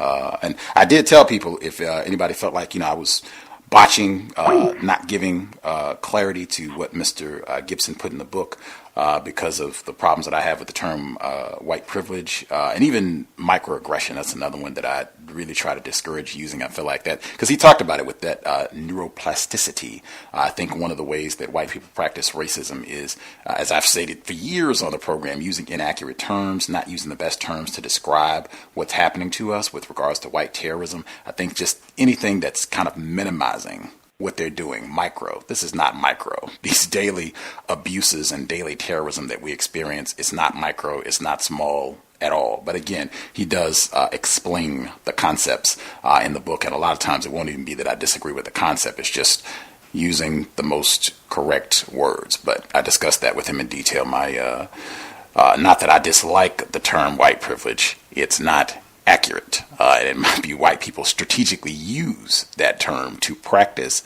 racism, to move away from. We are deliberately, consciously terrorizing black people. We just rather talk about all the goodies and privileges and benefits that we get. Not that we practice racism, because we certainly don't do that. We just get goodies from white privilege. And I talked about that for years, that's just another means of them being deceptive. Anywho, we will be here on Wednesday. Dr. Tommy Curry, back-to-back black authors on the program. I really appreciated Mr. Gibson's commentary on why he is linked to Amazon.com. Like, man, I might even have to make that a sound clip or something just to put that out. I mean, it's painful too, because I think he said 100, unless my memory is really bad. That was earlier in the program, but I think he said that they sent out letters to 100 different black booksellers and got one response left. Or maybe he said 100, not plural. Maybe he just said 100 black booksellers and got one response back from retailers, black retailers that were interested in selling the actual hard copy paper books that he had written. That is sad, but I mean, wow, that is man, even nothing to even add. Just I thought that was a profound moment. I'm glad that I was able to get his response for the question, and I will have to share that with Mr. H. Khalifa, because he was mentioned there, and I think he said that he had worked with him to get his books out. He's been a guest on our program repeatedly down through the years, and a comrade of Dr. Kamau Kamban, also an author, educator, and previous guest on the broadcast. But with that, we will be back on Wednesday. I can only say again, this would be, in my view, another example, I think, of why it is important. I think one of the ways that we can manifest black self-respect, and might even relate to what he was talking about with inferiorization and working against that in terms of what we think about black people and how that impacts how we treat, talk to, interact with black people, including ourselves. Even if it's a black person where you don't necessarily agree with all of their concepts about racism, white supremacy, to still strive to be courteous, to strive to listen, even if you don't agree. I think that can be important because you can still learn things. I learned quite a bit reading Mr. Gibson's work and the discussion that we had this evening, even though, and I was clear, some of the points that I did not agree with, or terms that were used, and even referencing black people as racist, that's another one I don't agree with, but I think some of the callers brought that up. Even beyond all that, I still think that's very important, because I think a lot of times if it's another black person and we have a different view on white supremacy and how we should go about solving this problem, I think that anti-blackness can come out there and how we treat them, and just being discourteous and talking bad and that sort of thing. I think that is another way that we can practice black self-respect, where we disagree. That's not a problem either. None of us have solved this problem, so, nobody can really be getting that out of control because someone has a different perspective on solving this problem. We have a lot of work to be done, many problems to be solved. I think Mr. Gibson gave some great commentary on that as well, working to solve problems. Anywho, we'll be here on Wednesday. Dr. Tommy Curry, always a hoot to hear from him as well. Same program time, 8 p.m. Eastern, 5 p.m. Pacific. If you have questions, gripes, complaints, if you can't find something in the archives, Mr. Gibson's previous visits, as I said, they should be linked in the description. Not everyone. I think he's been here at least 5 different times, but several of his previous visits should be linked in the program. If you can't find them, just let me know. We'll make sure that you get the links. If you have any other questions, untiljustice@gmail.com. untiljustice@gmail.com. Again, sobriety would be best under conditions of white terrorism. That is one thing, in my view, very much would help us in solving this problem, making sure that we're clear. We already have brain damage as a result of white terrorism, that's one thing. We do not want to further destroy our brain computers. Dr. Welsing's concept, certainly if you're going to be out and about, driver, passenger, even pedestrian, you do not want to be intoxicated when you get stopped by enforcement officials. And just today I was walking, literally today I was walking, and an enforcement official rolled up, "Hey, what are you doing? Where are you going?" And I said, I'm walking on I wasn't staggering. I wasn't intoxicated. I wasn't stumbling. I was not sprinting with stolen items in a bag or something. Just leisurely. I think I had my water bottle, so I was taking a sip of water as I was walking. And he said, can I ask you for your name? I'm not stopping you. And I said, "Oh, you said this is not a stop." And he said, "No." I said, "So I'm free to go." And he said, "Yep, thank you kindly. Keep it moving." I have used that. It has been flawless. I've talked about that many times from Flex Your Rights. Am I free to go? And every time it has worked, even when enforcement officials have been nasty and rude and name calling, because I've had that too, and I do the same thing. And I say it because I don't have an army behind me. I say it the same calm way. Am I free to go? And even when they've been nasty and rude, the officer, race soldier, he said, "No, you're not free to go." And ran, and ran. No good. Who you ran. And I just sat there. I do not have another word to say, not one syllable. I sat quietly, calmly, with my hands visible. And after he did his rant for about 60 minutes, I think Norm Stanford talked about that, how they will try to bait you into responding to get angry so then they can do something to you. Did not move, did not open my mouth. I sat calmly, did not flinch. And after he did about 90 seconds of ranting and "You're free to go. Thank you kindly," and went on my way. It has worked flawlessly every time. I cannot encourage that enough, and I do not consent to any searches of my person, my vehicle, or my property without a warrant. That has also worked flawlessly every time, even with officers that have been nasty and rude. But I also mention that because that does exactly what we were talking about today. That impacts your brain, having those type of nasty experiences where you're stopped for no reason by enforcement of armed white race soldiers who could take your life in the blink of an eye. That has a big impact on your brain computer, brain damage, and has a big impact on our thinking, functioning in a system of racism. But all that to say, sobriety would be best. I think that situation could have went way different if I had been intoxicated. I might not have been able to give the best response to keep myself as safe as possible. With that, Creator, we ask that you help us remain patient with other black people, victims of white supremacy. We ask that you help us remain patient with ourselves. Remind us to demonstrate the highest levels of black self-respect at all times, in all places, each and every time we are in contact with another black person. Definitely remembering our ancestor, Dr. Francis Cress Welsing. It is an exercise in black self-respect to refrain from name-calling and squabbling with other black people. It has been time. Replace white supremacy with justice immediately. Cows signing out. Thanks all for tuning in. Nigga, you so brainwashed. I'm a victim, brother. Problem. You're a victim.